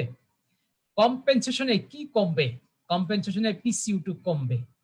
এখন প্রশ্নটা দাঁড়াইলো যে PCO2 কতটা কমবে, এই যে কতটা কমবে সেইটাই হলো স্কেল অফ কম্পেনসেশন। PCO2 কতটা কমবে সেটার নাম হলো স্কেল অফ কম্পেনসেশন, আর সেই স্কেলটা হলো 1.2। আর 1.2 এর মেসেজটা কি আমি সহজ করে বলে দিই, প্রতি ইউনিট বাইকার্বনেটের এগেনস্টে আমার PCO2 কমবে 1.2 millimetre mercury, that is the scale. ওই যে যেটা বলেছি, PCO2 decreases by 1.2 millimeter mercury for 1 unit reduction of bicarbonate. আমার মেটাবলিক অ্যাসিডোসিস দিয়ে বাইকার্বনেট কমে 10 ইউনিট কমে যায়, 24 হলো আমার নরমাল বাইকার্বনেট। আমি দেখলাম রোগীর বাইকার্বনেট 14, তার মানে কত কমেছে, 10 কমেছে। তাহলে 10 যদি বাইকার্বনেট কম থাকে, তাহলে আমার PCO2 কত কমতে হবে টু কম্পেনসেট ইট। বলছে যে প্রতি 1 মিলিমোল বাইকার্বনেটের এগেনস্টে PCO2 কমতে হবে by 1.2 millimetre mercury. So 10 unit যদি বাইকার্বনেট কমে থাকে, তাহলে 10 ইন্টু 1.2, তাহলে আমার PCO2 কমতে হবে 12 millimetre mercury. This is called scale. Similarly metabolic অ্যালকালোসিসের স্কেলটা হলো 0.7, মানেটা কি, PCO2 will increase by 0.7 millimeter mercury for every unit bicarbonate rise.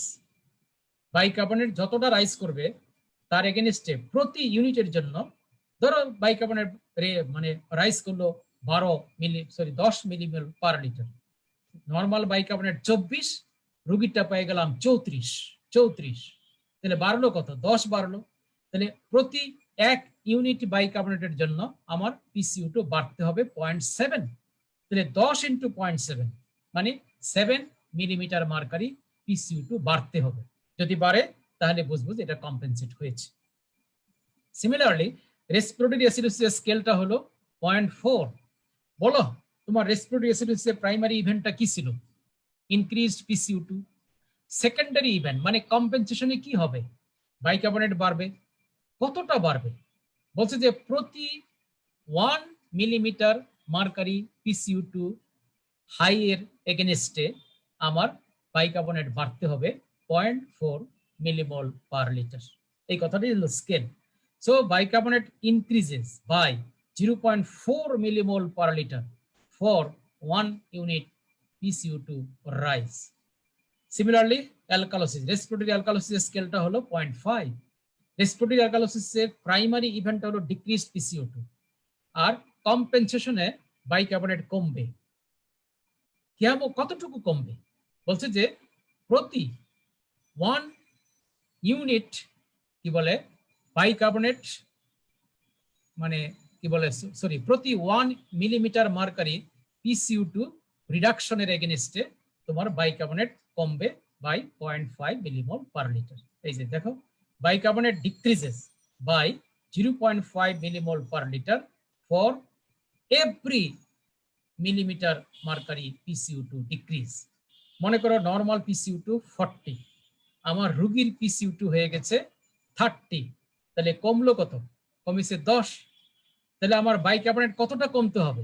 10 × 0.5, এই 5 মিলিমোল পার লিটার বাইকার্বনেট কমতে হবে, তাহলে আমি কম্পেনসেশন পাবো। তাহলে আমি 4টা ফিগার দিলাম, এই 4টা ফিগার একটু মনে রাখতে হবে। স্কেল অফ কম্পেনসেশন বিভিন্ন বইতে কিন্তু বিভিন্ন রকমের ভ্যালু আছে, আমি মোটামুটি একটা অ্যাকসেপ্টেবল ভ্যালু আমি এখানে দিয়েছি।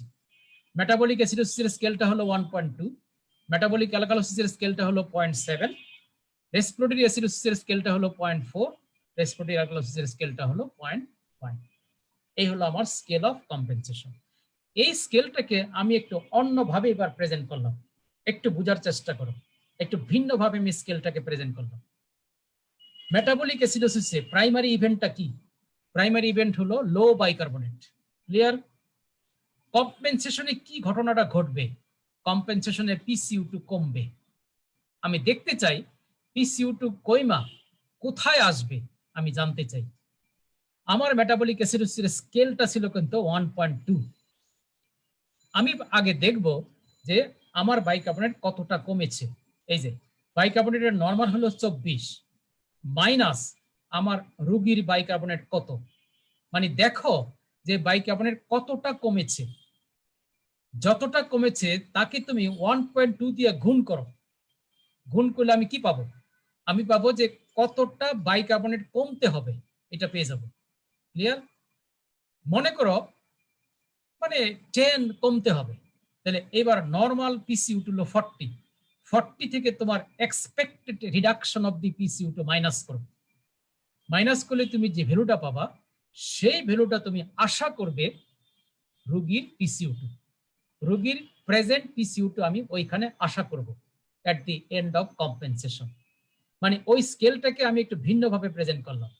মানে এই স্কেলটা ইউজ করলে পরে আমি মেটাবলিক অ্যাসিডোসিসে আমার রোগীর PCO2 কত আশা করি, সেটা হলো নর্মাল PCO2 যদি 40 হয় সেখান থেকে মাইনাস করবা কতটা কমবে। সেটা কতটা কমবে কিভাবে বাইর করব?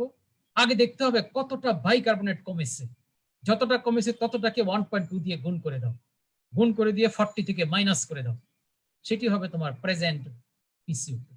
ওকে, সিমিলারলি আমি মেটাবলিক অ্যালকালোসিসে আমি বলে দিলাম যে PCO2 কত হবে।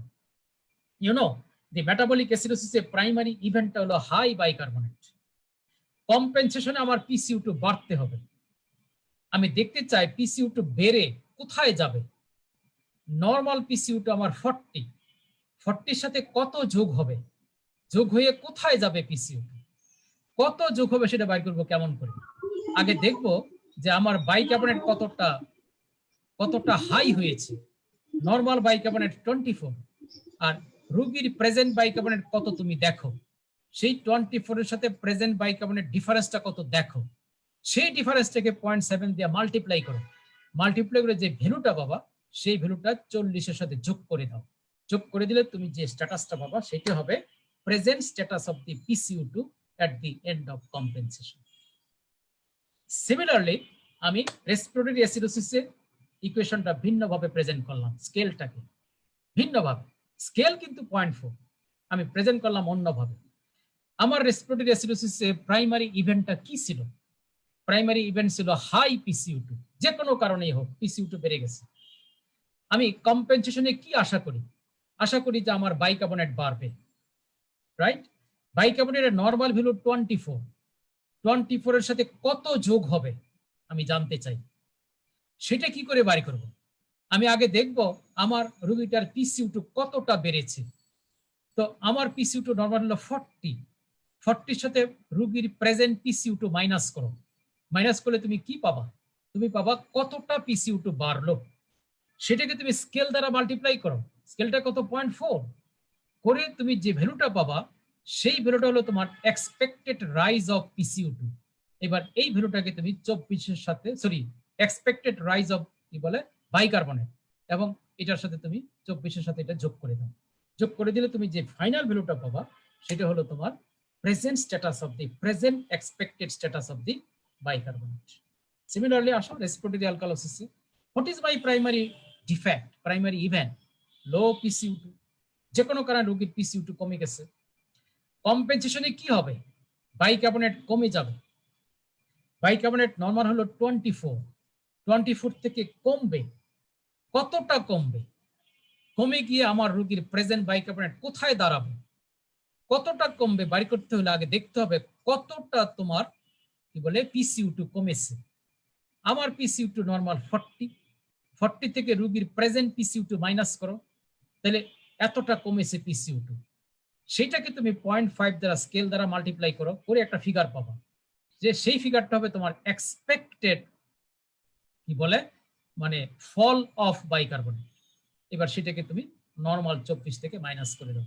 মাইনাস করলে তুমি যেটা পাবা সেটা হলো তোমার এক্সপেক্টেড মানে bicarbonate concentration of the patient at the end of compensation.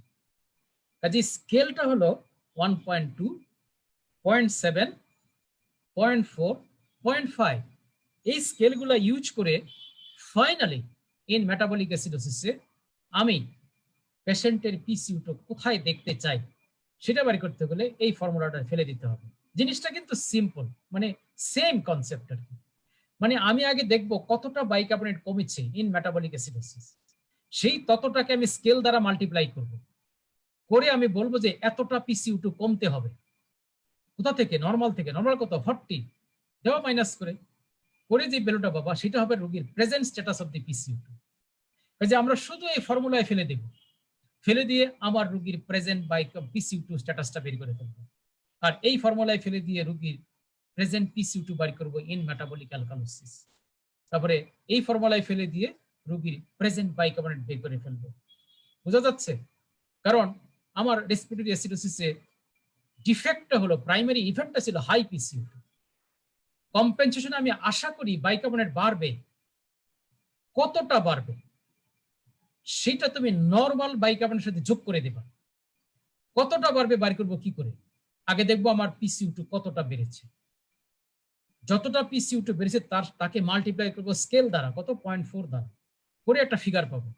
সেই ফিগারটা হবে আমার এক্সপেক্টেড রাইজ অফ বাইকার্বনেট। এবার তুমি নরমাল 24 সাথে যোগ করে দাও, বলে তুমি ফাইনাল জিনিসটা পেয়ে যাও। এটা হলো স্কেল অফ কম্পেনসেশন। ওকে, আমরা মোটামুটি শেষ পর্যায়ে আছি। একই জিনিস আমি আবার রিপিট করতেছি, একই জিনিস আজকের ক্লাসের মোটামুটি শেষ পর্যায়ে আসি আর একটুখানি। এই যে আমি এতক্ষণ যে কথাগুলো বললাম, primary disturbance followed by compensation, এই কাজটা কে করে? বাফার করে। মেইনলি কোন বাফার করে? বাইকার্বনেট বাফার সিস্টেম করে।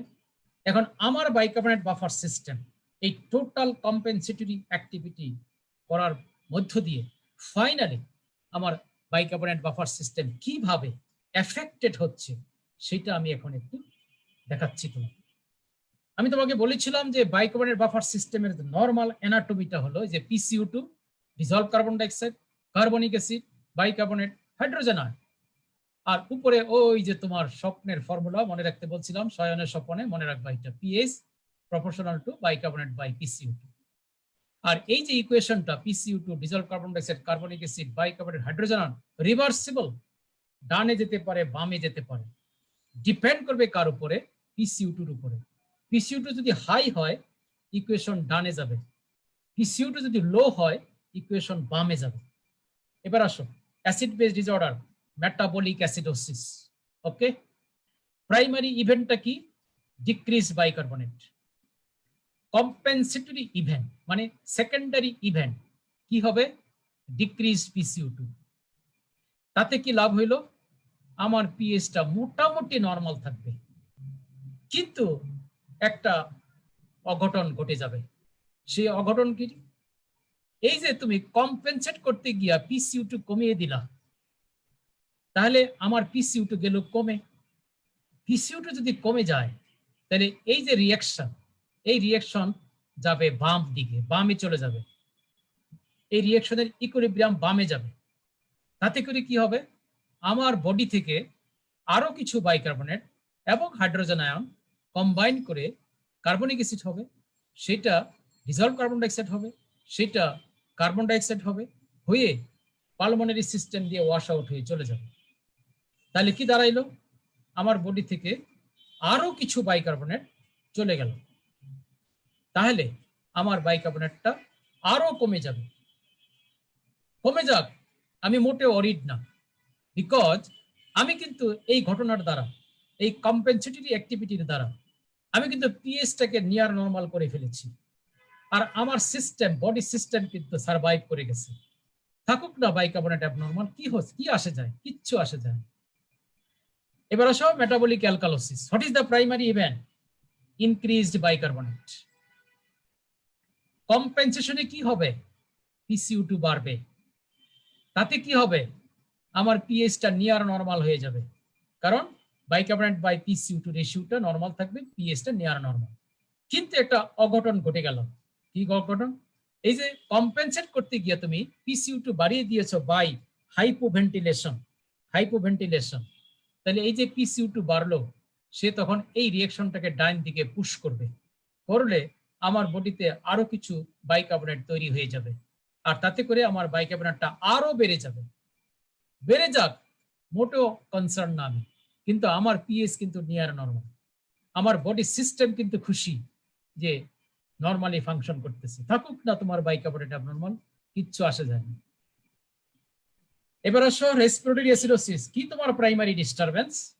প্রাইমারি ডিস্টারবেন্স হলো ইনক্রিজ পিসিও2, এটা হলো প্রাইমারি ডিস্টারবেন্স। এবার কম্পেনসেট করতে হবে। কে কম্পেনসেট করবে? কিডনি। কিভাবে? তোমার বাইকার্বনেট কনসেন্ট্রেশন ব্লাডে বাড়িয়ে দিবে। কেমন করে? কালেক্টিং ডাক্ট করবে কি, নতুন নতুন বাইকার্বনেট তৈরি করবে, যেটা তোমাকে একটু আগে দেখিয়েছি, mechanism of acid excretion through the collecting duct. নতুন নতুন বাইকার্বনেট তৈরি হবে আন্ডার দি ইনফ্লুয়েন্স অফ পিসিও2, কার্বন ডাইঅক্সাইড। আর সেই নতুন নতুন বাইকার্বনেট ব্লাডে অ্যাড হবে। অ্যাড হলে ব্লাডের সিরাম বাইকার্বনেট বাড়বে। বাড়লে আমার বাইকার্বনেট বাই পিসিও2 রেশিওটা নরমাল, আমার পিএইচ নিয়ার নরমাল। কিন্তু ফলাফলটা কি হলো? তোমার সিরাম বাইকার্বনেট বেড়ে গেছে। এই লোকটা রেসপিরেটরি অ্যাসিডোসিস নিয়ে যখন তোমার কাছে এসেছিল, তখন সে কিন্তু পিসিও2 হাই নিয়ে এসেছে, বাইকার্বনেট নরমাল নিয়ে এসেছে। এবার তোমার বডি সিস্টেম করলো কি, এটাকে কম্পেনসেট করতে গিয়ে তোমার বাইকার্বনেটটাকে বাড়িয়ে দিল। So at the end of compensation I will get the high serum bicarbonate concentration. থাকুক সিরাম বাইকার্বনেট হাই হয়ে যাক, নো প্রবলেম, আমি কিন্তু পিএইচটাকে নরমাল করে ফেলেছি, আমার সিস্টেমটাকে আমি কিন্তু রক্ষা করেছি, সেফগার্ড করেছি, no problem. Go to the respiratory alkalosis. আমার প্রাইমারি ইভেন্ট কি ছিল? প্রাইমারি ইভেন্ট ছিল ডিক্রিজড পিসিও2। তাহলে আমাকে কম্পেনসেট করতে হবে। এবার করতে গেলে কি করতে হবে? আমার সিরাম বাইকার্বনেট কমাতে হবে। কমাইলে পরে এই বাইকার্বনেট বাই কার্বনিক অ্যাসিড রেশিওটা নরমাল হয়ে যাবে, হলে আমার পিএইচটা নিয়ার নরমাল থাকবে। তো এতে করে হইল কি, আরেকটা অঘটন কি ঘটলো? আমার সিরাম বাইকার্বনেট কমে যাবে। কারণ এই লোকটা যখন এসেছিল তোমার কাছে রেসপিরেটরি অ্যালকালোসিস নিয়ে, সে কিন্তু লো পিসিও2 নিয়ে এসেছিল, নরমাল বাইকার্বনেট নিয়ে এসেছিল। আর সেটাকে কম্পেনসেট করতে গিয়ে তুমি কি করলো, আমার বডি সিস্টেম কি করলো, বাইকার্বনেট এক্সক্রিশন করলো থ্রু দি কিডনি। কেমন করে? By suppressing the bicarbonate reabsorption from the proximal convoluted tubule. যখনই প্রক্সিমাল টিউবুল থেকে বাইকার্বনেট রিঅ্যাবজর্পশন মেকানিজমটা সাপ্রেস হয়ে গেল, তখনই কিডনি দিয়ে ইউরিন দিয়ে আস্তে আস্তে বাইকার্বনেট চলে গেল। যে রোগীটা নর্মাল বাইকার্বনেট কনসেন্ট্রেশন নিয়ে এসেছিল, সেই রোগীটাকে কম্পেনসেট করতে গিয়ে তুমি তার সিরাম থেকে বাইকার্বনেট ইউরিন দিয়ে এক্সক্রিট করে ফেলেছো, আর তার সিরাম বাইকার্বনেট কমে গেল। তাহলে কি হইল at the end of compensation? Metabolic অ্যাসিডোসিসে at the end of compensation আমি কি পাইলাম? Near normal pH but very very low serum bicarbonate concentration. Similarly metabolic অ্যালকালোসিসে at the end of compensation আমি কি পাইলাম? Near normal pH but very high serum bicarbonate. Respiratory অ্যাসিডোসিসে at the end of compensation কি পাইলাম? Near normal pH but serum bicarbonate high. Respiratory অ্যালকালোসিসে at the end of compensation কি পাইলাম? Near normal pH but low serum bicarbonate. That is the ultimate outcome of compensation. তাহলে ultimate outcome of compensation কি পাইলাম? Near normal pH but abnormal serum bicarbonate concentration. কি abnormal? High in metabolic acidosis and respiratory acidosis. Sorry, metabolic alkalosis and respiratory acidosis. অথবা low কোথায়? In metabolic acidosis and respiratory alkalosis. For God's sake, don't forget this picture. Outcome at the end of compensation. Near normal pH, but abnormal bicarbonate. আর এই abnormal bicarbonate চারটার ক্ষেত্রে চার রকম মনে রাখতে হবে। In metabolic acidosis, bicarbonate low. In metabolic alkalosis, bicarbonate high. In respiratory acidosis, bicarbonate high. In respiratory alkalosis, bicarbonate low. এই চারটা কথা যেন ভুল না হয়। মেটাবলিক মানে বাইকার্বনেট হাই, একটা রোগীর বাইকার্বনেট হাই, তুমি কি চিন্তা করবে? চিন্তা করবা দুইটার যে কোনো একটা। এক, আইদার তার মেটাবলিক অ্যালকালোসিস হয়েছে অথবা তার রেসপিরেটরি অ্যাসিডোসিস হয়েছে। আর যদি কোনো রোগীর বাইকার্বনেট লো পাওয়া যায়, তাহলে তুমি কি চিন্তা করবা? চিন্তা করবা আইদার রোগীটার মেটাবলিক অ্যাসিডোসিস হয়েছে অথবা রোগীটার রেসপিরেটরি অ্যালকালোসিস হয়েছে। এই মেসেজটা যেন মাথার থেকে না যায়। খুবই ইম্পর্টেন্ট একটা মেসেজ, খুবই খুবই খুবই। আরেকটা কথা বলি, তাহলে এট দি এন্ড অফ কম্পেনসেশন আমি কি পাইলাম? Near normal pH but abnormal serum bicarbonate. এই কন্ডিশনে আমি কিন্তু এই কথা বলতে পারবো না যে এই লোকটার কোনো অ্যাসিড বেস ডিসঅর্ডার নাই, এই কথা বলা যাবে না। এই জন্য যদিও পিএইচটা নিয়ার নর্মাল পেয়েছি, বাট তার বাইকার্বনেট খুবই অ্যাবনর্মাল। বাইকার্বনেটকে অ্যাবনর্মাল রেখে তুমি ডিক্লিয়ার করতে পারবে না যে এই লোকটার অ্যাসিড বেস ডিসঅর্ডার নাই, এটা বলা যাবেই না। তাহলে এখন পরবর্তী সিকোয়েন্সটা কি? কারেকশন। তাহলে প্রথমে কি হয়েছিল? একটা primary disturbance of acid base disorder. তাহলে শুরুতে acid base disorder due to some cause, হতে পারে ডায়রিয়া, হতে পারে ভমিটিং, হতে পারে রেনাল ফেলিওর, হতে পারে ল্যাকটিক অ্যাসিডোসিস, হতে পারে কিটোঅ্যাসিডোসিস, এনিথিং, একটা ডিসঅর্ডার হয়ে গেছে। সেই ডিসঅর্ডারটাকে আমার বডি কি করবে? নিজে নিজে কম্পেনসেট করবে। সো প্রথমে primary disorder, acid base disorder, followed by compensation by the body itself, followed by correction. কারেকশনে আমরা কি দেখব? Normalization of the serum bicarbonate. কারণ আমি এতক্ষণ কি পেয়েছিলাম? At the end of compensation আমি কি পেয়েছিলাম? Near normal pH but grossly abnormal bicarbonate. এইবার তোমাকে বাইকার্বনেটটাকে ঠিক করতে হবে। কে করবে? কিডনি করবে। কখন করবে? That is important. কখন করবে? যদি কিডনি দেখে যে কারণে তার অ্যাসিড বেস ডিসঅর্ডার হয়েছিল, মনে করো ডায়রিয়া, মনে করো ভমিটিং, যে কারণে তার অ্যাসিড বেস ডিসঅর্ডার হয়েছিল, সেই কারণটার যদি সঠিক চিকিৎসা হয়ে যায়, কারণটা যদি চলে যায় তখনই কিডনি আস্তে আস্তে তার কম্পেনসেটরি মুড থেকে ফিরে কারেক্টিভ মুডে চলে আসবে। কারণ কিডনি যখন দেখবে যে ডায়রিয়াটা থেমে গেছে চিকিৎসা নিয়ে, ভমিটিংটা থেমে গেছে, রেনাল ফেইলিউর থেমে গেছে, ল্যাকটিক অ্যাসিডোসিস থেমে গেছে, তখনই কিডনি চিন্তা করবে তাহলে আর তো কম্পেনসেশন করার কোনো প্রয়োজন নাই। এইবার কিডনি কারেকশনের দিকে মনোযোগ দিবে। মনে রাখতে হবে compensation is the first priority, correction is the second priority. যতক্ষণ পর্যন্ত ঝড় চলছে, ঝড় মানে অ্যাসিড বেস ডিসঅর্ডার চলছে, যতক্ষণ পর্যন্ত টর্নেডো চলছে ততক্ষণ পর্যন্ত আমার বডি কিন্তু অলওয়েজ কম্পেনসেশন কম্পেনসেশন কম্পেনসেশন এই বলে চিৎকার করবে, কারেকশনের কথা চিন্তাই করবে, বলে আগে বাঁচো আগে বাঁচো আগে বাঁচো। কারেকশন পরে, ফাইন ডেকোরেশন পরে, আগে ঠিক করো, ঘর ঠিক করো। ঝড় যখন আসে তখন আমরা আগে ঘরটাকে যেন পইরা না যায় সেই চিন্তা করি। একটা জানালা উড়ে চলে গেছে, ডাজন্ট ম্যাটার, জানালা উড়ে চলে গেছে। এরকম ছোটবেলায় আমরা দেখছি ঝড় আসলে ঘরের জানালা উড়ে চলে যেত। আমার বাবা বলতো চুপ কর, জানালা দিয়ে কি হবে, আগে ঘর ঠিক থাকুক, আগে ঘর ঠিক করতে হবে। কেমন করে? বাই কম্পেনসেশন, মানে আগে পিএইচ ঠিক করতে হবে। কেমন করে? By compensation. থাকুক না বাইকার্বনেট অ্যাবনর্মাল, থাকুক না পিসিউ2 অ্যাবনর্মাল, ডাজন্ট ম্যাটার। এগুলো হলো ফাইন, মানে কি বলে, ম্যাটেরিয়াল, ফাইন ম্যাটেরিয়াল, মানে সুপার বিউটি। এগুলো আমার সুপার বিউটির দরকার, আগে বাঁচতে হবে, বাঁচার জন্য আগে পিএইচ ঠিক করতে হবে। সুতরাং যখন টর্নেডো চলে, যখন ডায়রিয়া চলে, ভমিটিং চলে, রেনাল ফেলিউর চলে, অ্যাজমা চলে, অবস্ট্রাকটিভ এয়ারওয়ে ডিজিজ চলছে, এগুলো কিন্তু এক একটা টর্নেডো। আর এই টর্নেডোর এগেনস্টে আমার পিএইচ চেঞ্জ হয়ে যায়, তখন বডি প্রাণপণে তাকে কম্পেনসেট করার চেষ্টা করে, আগে বাঁচতে হবে। আর এই কম্পেনসেট করতে গিয়ে সেই পিএইচটাকে মোটামুটি নর্মাল করে, কিন্তু বাইকার্বনেট নর্মাল থাকে। এক পর্যায়ে যখন ঝড়টা থেমে গেল, টর্নেডো থেমে গেল, তখন আমার বডি কিন্তু ফাইন বিউটির দিকে তাকাবে।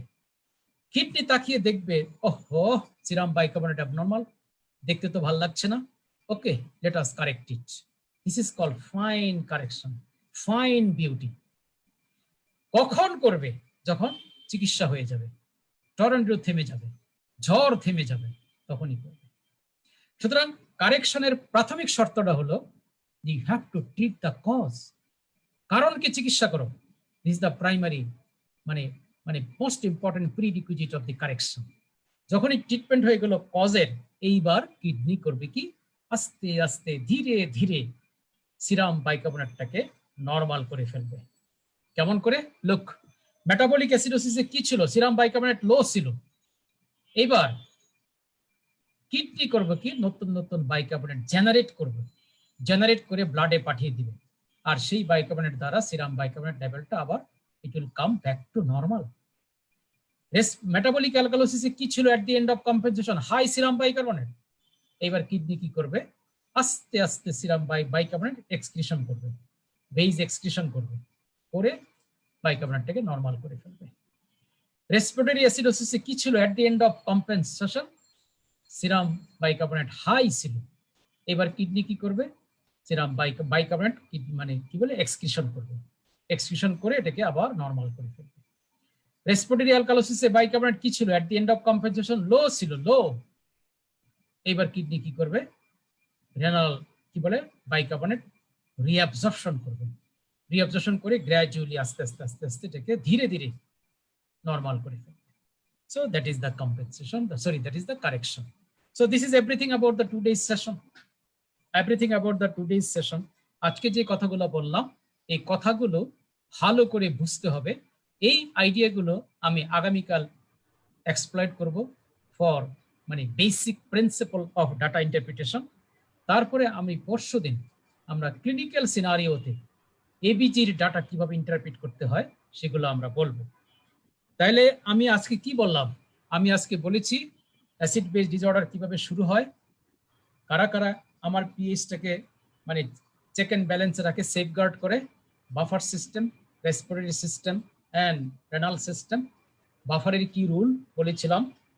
পালমোনারি সিস্টেমের কি রুল বলেছি, রেনাল সিস্টেমের কি রুল বলেছি, আর অ্যাসিড বেস ডিসঅর্ডার কত প্রকার ক্লাসিফাই করেছি, সিম্পল অ্যাসিড বেস ডিসঅর্ডার মানে কি, কমপ্লেক্স ডিসঅর্ডার মানে কি, মেটাবলিক ডিসঅর্ডার মানে কি, রেসপিরেটরি ডিসঅর্ডার মানে কি, আর ইকুয়েশন বলেছিলাম pH is proportional to bicarbonate by PCO2।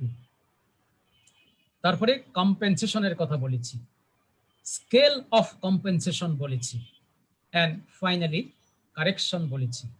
এতটুকু আইডিয়া আজকে দিলাম, এইটুকু ভালো করে একটু বোঝার চেষ্টা করো। আমি আবারও তোমার যেহেতু একটু সময় আছে, আমি আবারও ওই জায়গাটা একটু যেতে চাই। কম্পেনসেটরি ইভেন্টটা তোমরা বুঝছো কিনা আমি আবারও একটু ভালো করে বলি। কম্পেনসেশন একটু রিপিট করি। মেটাবলিক অ্যাসিডোসিসে আমার প্রাইমারি ডিস্টারবেন্স ছিল যে বাইকার্বনেট কমে গিয়েছিল, এখন এটাকে কম্পেনসেট করতে হবে।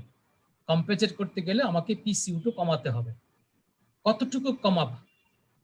বাইকার্বনেট যতটা কমেছে, যত ইউনিট কমেছে, প্রতি ইউনিটের জন্য 1.2 মিলিমিটার মার্কারি PCO2 কমতে হবে। That is the scale of metabolic acidosis. আর মেটাবলিক অ্যালকালোসিসের স্কেলটা হলো যে আমার মেটাবলিক অ্যালকালোসিস কি ছিল? প্রাইমারি ডিস্টারবেন্স, যে বাইকার্বনেট বেড়ে গিয়েছিল। এখন কম্পেনসেট করতে হলে কি করতে হবে? PCO2 বাড়াতে হবে। কতটুকু বাড়াবা? কতটুকু বাড়বে? বাইকার্বনেট যতটা বেড়েছে, প্রতি ইউনিট বাইকার্বনেটের জন্য আমার PCO2 বাড়তে হবে 0.7 মিলিমিটার মার্কারি। এটা হলো আমার স্কেল। তারপরে রেসপিরেটরি অ্যাসিডোসিসের স্কেলটা হলো 0.4। মানে কি? আমার রেসপিরেটরি অ্যাসিডোসিসের প্রাইমারি ইভেন্টটা হলো ইনক্রিজড PCO2, যে কোনো কারণে হোক PCO2 বেড়ে গেছে। কম্পেনসেট করতে হলে বাইকার্বনেট বাড়াতে হবে। কতটা বাড়াবা? মানে PCO2 যতটা বেড়েছে তার প্রতি ইউনিটের জন্য আমার বাইকার্বনেট বাড়তে হবে 0.4 মিলিমোল পার লিটার। এটি হলো আমার স্কেল। রেসপিরেটরি অ্যালকালোসিসে স্কেলটা হলো 0.5। রেসপিরেটরি অ্যালকালোসিসের প্রাইমারি ইভেন্টটা ছিল লো বাইকার্বনেট। কম্পেনসেশনে আমার রেসপিরেটরি অ্যালকালোসিসের প্রাইমারি ইভেন্টটা ছিল লো PCO2। তাহলে আমার কম্পেনসেশনে বাইকার্বনেটটাকে কমাতে হবে। কতটুকু কমাবা? যে PCO2 যতটা কমেছে তার প্রতি 1 মিলিমিটার মার্কারির এগেনিস্টে আমার বাইকার্বনেট কমতে হবে 0.5 মিলিমোল পার লিটার। এটি আমার স্কেল রেসপিরেটরি অ্যালকালোসিসে। আর রেসপিরেটরি অ্যাসিডোসিসে প্রাইমারি ইভেন্ট ছিল হাই PCO2। এখন আমাকে বাইকার্বনেট বাড়াতে হবে। কতটা? প্রতি 1 মিলিমিটার মার্কারি PCO2 হাই এর জন্য আমাকে বাইকার্বনেট বাড়াতে হবে 0.4। এই 3-4টা ফিগার একটু মনে রাখবা, একটু মনে রাখবা। 1.2, 0.7, 0.4, 0.5। এটিকে আমি এরকম স্কেলে ফেলছি। এই স্কেলটা আমি ইউজ করব পরশুদিন বা আগামীকালও ইউজ করতে পারি। কারণ আমি যখন ইন্টারপ্রিটেশনে যাব, ডাটা ইন্টারপ্রিটেশনে, আমি যদি দেখি যে এই অ্যাসিড বেস ডিসঅর্ডারটা মনে হয় কম্পেনসেট করেছে, আমাকে কিন্তু স্কেল দিয়ে বুঝতে হবে যে আদৌ কম্পেনসেট করেছে কিনা, ফুললি কম্পেনসেট করেছে কিনা, যতটা কম্পেনসেট করার কথা ততটা কম্পেনসেট করেছে কিনা। এটা বুঝতে গেলে আমাকে স্কেলে ফেলতে হবে। আর এই স্কেলের ব্যবহারটা কি করে করতে হয় কালকে আমি দেখাবো। তাহলে আজকে আমার পক্ষ থেকে এই পর্যন্তই। তোমাদের কোনো প্রশ্ন থাকলে বলো, আমার আর 10-15 মিনিট সময় আছে, একটু প্রশ্ন নিতে পারি। যদি কারো কোনো প্রশ্ন থাকে তাহলে বলতে পারো।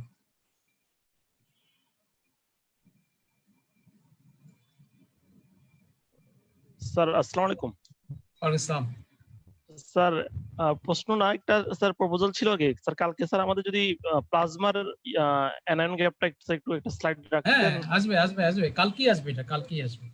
জি স্যার। আমি তো আজকে আমি ইউরিনারি অ্যানায়ন গ্যাপটা একটু বলেছি এই জন্য যে যেহেতু আমি কিডনিটাকে একটু আলোচনা করেছি, how kidney excrete the acid, এই রিলেশনে আমি ইউরিনারি অ্যানায়ন গ্যাপটা একটু বলেছি। প্লাজমা অ্যানায়ন গ্যাপটা আগামীকাল বলবো। Thank you sir.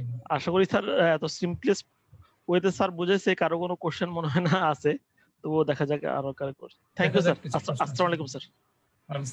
কিছু অডিয়েন্স প্রশ্ন আছে স্যার। আসসালাম স্যার, একটা রিকোয়েস্ট ছিল স্যার। হ্যাঁ, বলো স্যার একটু ভিডিওটা স্যার রেড হয় তো স্যার মানে ভিডিও রেকর্ডটা স্যার দরকার ছিল স্যার। এটা তো পাবা কিছুদিন, হয়তো থাকতে পারবে, কিছু কিছু সময় রাখবো আমরা এটাকে। জি স্যার, আসসালামু আলাইকুম স্যার। আর কোনো প্রশ্ন? স্যার কিছু টেক্সট কোশ্চেন আছে স্যার। কোনো প্রশ্ন থাকলে তোমরা নিজেকে আনমিউট করে প্রশ্ন করো। একজনে বলেছে স্যার একটা মেডিকেল জেনেটিক্স এর ওয়ার্কশপ দরকার। হ্যাঁ, এটা হবে, এটা হবে, ওচিডি হবে ইনশাল্লাহ, করব। এবং ইলেকট্রোলাইটের উপরে করব, ইলেকট্রোলাইট। আপনি কি আমাকে শুনতে পাচ্ছেন? হ্যাঁ, শোনা যাচ্ছে, বলো। স্যার কিছু অডিয়েন্স টেক্সট মেসেজ করেছেন স্যার। হ্যাঁ, বলো বলো। ওয়ান অডিয়েন্স কোশ্চেন করেছে যে how sulphate excreted by kidney. How sulphate excreted by kidney. একটু সাউন্ড হয়েছিল, শুনতে পাই না, আবার বলো একটু kindly. How sulphate excreted by kidney sir. How salt is excreted by kidney? Sulphate sir. Oh, sulfate. Sulfate will be ultimately excreted through the kidney as sodium sulfate দিয়ে, সোডিয়ামের সাথে সল্ট করে এগুলো চলে যাবে। আমার মানে কি বলে, অ্যানায়ন নিয়ে আমি মোটেও অরিড না, অ্যানায়ন চলে যাবে সোডিয়াম সালফেট দিয়ে হচ্ছে, বা সোডিয়াম ফসফেট হিসেবে চলে যাবে, এগুলো কোনো সমস্যা না। আমার সমস্যা হলো হাইড্রোজেন আয়ন। হাইড্রোজেন আয়নটা আমি আগে পাঠাইনি, তাহলে সব সমস্যার সমাধান।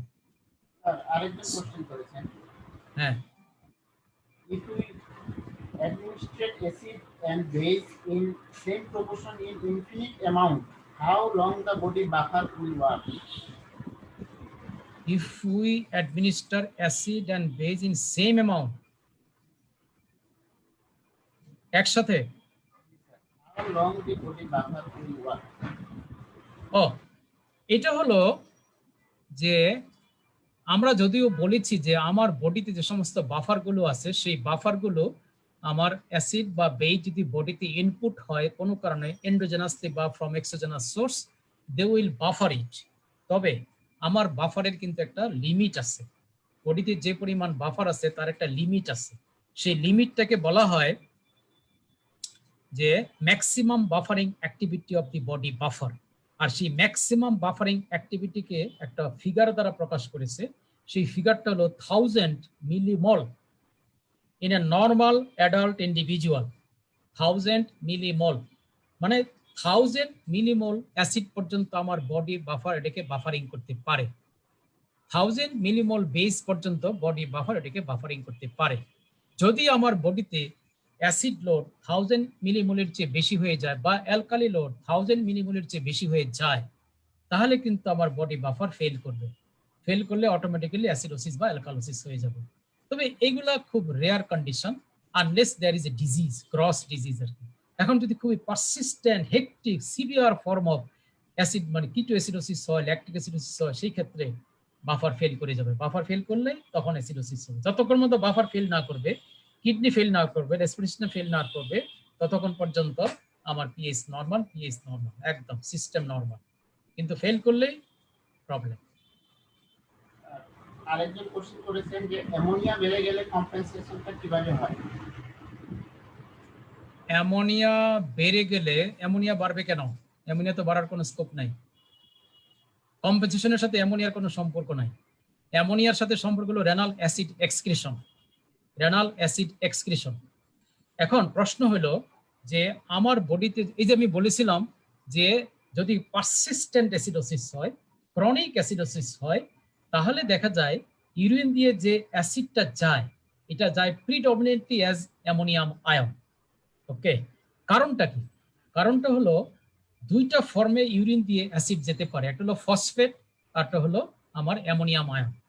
ওকে, ফসফেট কিন্তু আমার কিডনি জেনারেট করতে পারে না। Phosphate comes from dietary source. সুতরাং phosphate has got some limitation. আমার বডি ইচ্ছা করলে ফসফেটের কনসেন্ট্রেশন বাড়াতে পারে না to excrete the huge acid load through the urine. But আমার কিডনি কিন্তু একটা কাজ করতে পারে, আর সেই কাজটা হলো নতুন নতুন অ্যামোনিয়া সে জেনারেট করতে পারে in the renal tubular cell from amino acid, particularly from glutamine glutamine নামে একটা অ্যামাইনো অ্যাসিড আছে। সেই গ্লুটামিন থেকে আমার collecting duct cell, proximal tubular cell করে কি আস্তে আস্তে অ্যামোনিয়া জেনারেট করে, তৈরি করে। এটার নাম দিয়েছে renal ammonia Genesis. In case of chronic persistent acidosis আমার এই অ্যামোনিয়া জেনেসিস মেকানিজমটা স্টিমুলেটেড হয়ে যায়। স্টিমুলেটেড হলে তখন কিডনি বেশি বেশি অ্যামোনিয়া তৈরি করে, আর সেই অ্যামোনিয়াটা ডিফিউজ হয়ে কালেক্টিং ডাক্ট লুমেনে চলে যায়। লুমেনে গিয়ে তখন হাইড্রোজেনটাকে পিক আপ করে অ্যামোনিয়াম আয়ন হয়ে আস্তে করে ইউরিন দিয়ে বেরিয়ে চলে যায়। সুতরাং অ্যামোনিয়ার সাথে রিলেশন হলো আমার অ্যাসিড এক্সক্রিশন। এখন যদি কেউ এমন হয় যে অ্যামোনিয়াম মানে মানে অ্যামোনিয়াম ক্লোরাইড সল্টটা খেয়ে ফেলেছে, কোনো পাগল যদি এরকম থাকে, মরার ইচ্ছা থাকে, অ্যামোনিয়াম ক্লোরাইড সল্ট যদি বেশি বেশি খায়, এটা কিন্তু অ্যাসিডই। অ্যামোনিয়াম ক্লোরাইড যদি বেশি বেশি কেউ খেয়ে ফেলে, it will be acidotic and it will cause acidosis. সেই ক্ষেত্রে হাইড্রোজেন আয়নটা এক্সক্রিট হবে ইন দি ফর্ম অফ, প্রথমে ইন দি ফর্ম অফ কি বলে ফসফেট, তারপরে অ্যামোনিয়া ইটসেলফ উইল মানে মানে এক্সক্রিট দ্য প্রোটন। কারণ অ্যামোনিয়াম আয়ন যখন খাবো, অ্যামোনিয়াম সল্টটা যখন খাবো, এটা বডিতে যাবে না। বডিতে গিয়ে কি হবে, এই অ্যামোনিয়াম আয়ন থেকে হাইড্রোজেন আয়ন রিলিজ হবে, আবার অ্যামোনিয়া হয়ে যাবে। সেই হাইড্রোজেন আয়নটা বাফার করবে বডি বাফার, আর অ্যামোনিয়াটা চলে যাবে আস্তে করে ব্লাড দিয়ে কিডনির কাছে, কিডনি থেকে আবার মানে লুমেনে আসবে। আর সেই লুমেনে আসার পরে সে দেখবে যে টিউবুলার, রেনাল টিউবুলার একটা হাইড্রোজেন আয়ন সিক্রেট করছে কোত্থেকে, পানি থেকে। সেই পানি থেকে হাইড্রোজেন আয়ন কোত্থেকে আসছে, অ্যামোনিয়াম আয়নের কাছ থেকে। সুতরাং কালেক্টিং ডাক্ট লুমেনে অ্যামোনিয়া এসে আবার দেখবে সেই হাইড্রোজেন আয়ন, যে হাইড্রোজেন আয়নের সাথে সে এতদিন বসবাস করেছিল, সেই হাইড্রোজেন আয়নটা আবার টিউবুল দিয়ে আস্তে করে সিক্রেট হয়ে আসছে। আসার পরে সে তো তাকে জড়ায় ধরবে, কখন এতদিন একসাথে ছিল, মাঝখানে সেপারেট হয়ে গেছিল, এখন আবার জড়ায় ধইরা আস্তে করে মানে ইউরিন দিয়ে দুনিয়াতে চলে আসবে। এইটাই হলো ব্যাপার। আর কোনো কোশ্চেন? আরেকটা কোশ্চেন আছে, body is net acid producer, then why body pH is alkaline? Body pH তো অ্যালকালাইন, এইটা একটা প্রশ্ন। This is a very arbitrary concept, or a very relative concept. বডির পিএইচটা আমরা বলি 7.4, ওকে। আমরা এটাকে বলছি অ্যালকালাইন, কার রেসপেক্টে এটা বলতে হবে? রেসপেক্টটা হলো আমার কি বলে ওয়াটার, ওয়াটারের নিউট্রাল পিএইচ হলো 7। সেই ওয়াটারের রেসপেক্টটা আমরা বলি যে বডির পিএইচটা স্লাইটলি অ্যালকালাইন, কিন্তু বডি ইটসেলফ তো অ্যালকালাইন না। মানে আমরা বলি জিনিসটা বলি এইভাবে যে বডির যে পিএইচটা, সেই পিএইচটা হলো slightly alkaline in comparison two water, in comparison two water. এখন এই ধরনের পিএইচে 7.4 পিএইচে আমার যে হাইড্রোজেন আয়ন থাকে বডিতে, সেই হাইড্রোজেন আয়নটা হলো 40 ন্যানোমোল পার লিটার। আর ওয়াটারের 7 পিএইচে হাইড্রোজেন আয়ন থাকে 100 ন্যানোমোল পার লিটার। এখন আল্লাহ তাআলা যখন আমাদেরকে সৃষ্টি করেছে, একটা সেল থেকে আজকে আমরা মাল্টি সেলুলার অর্গান মানে কি বলে মানে অর্গানে অ্যানিমেল হয়ে গেছি, মানুষ হয়েছি। তো প্রত্যেকটা সেলের ভিতরে কিন্তু হাইড্রোজেন আয়ন কিন্তু 40 ন্যানোমোল এবং পিএইচ হলো 7.4। এবং এইটুকু পিএইচ, এইটুকু হাইড্রোজেন আয়ন দিয়ে আল্লাহ তাআলা আমার শরীরটাকে তৈরি করছে, সেলটাকে তৈরি করছে। এবং সেলের সমস্ত অর্গানালি, আমার সেলের টিস্যুর সমস্ত মানে কি বলে কম্পোনেন্ট যখন দেখে যে তার ভিতরে বাহিরে হাইড্রোজেন আয়ন 40 ন্যানোমোল আছে, পিএইচ 7.4 আছে, হি ইজ হ্যাপি এবং খুশি মনে কাজ করবে, নির্বিঘ্নে চোখ বন্ধ করে মনের আনন্দে কাজ করবে।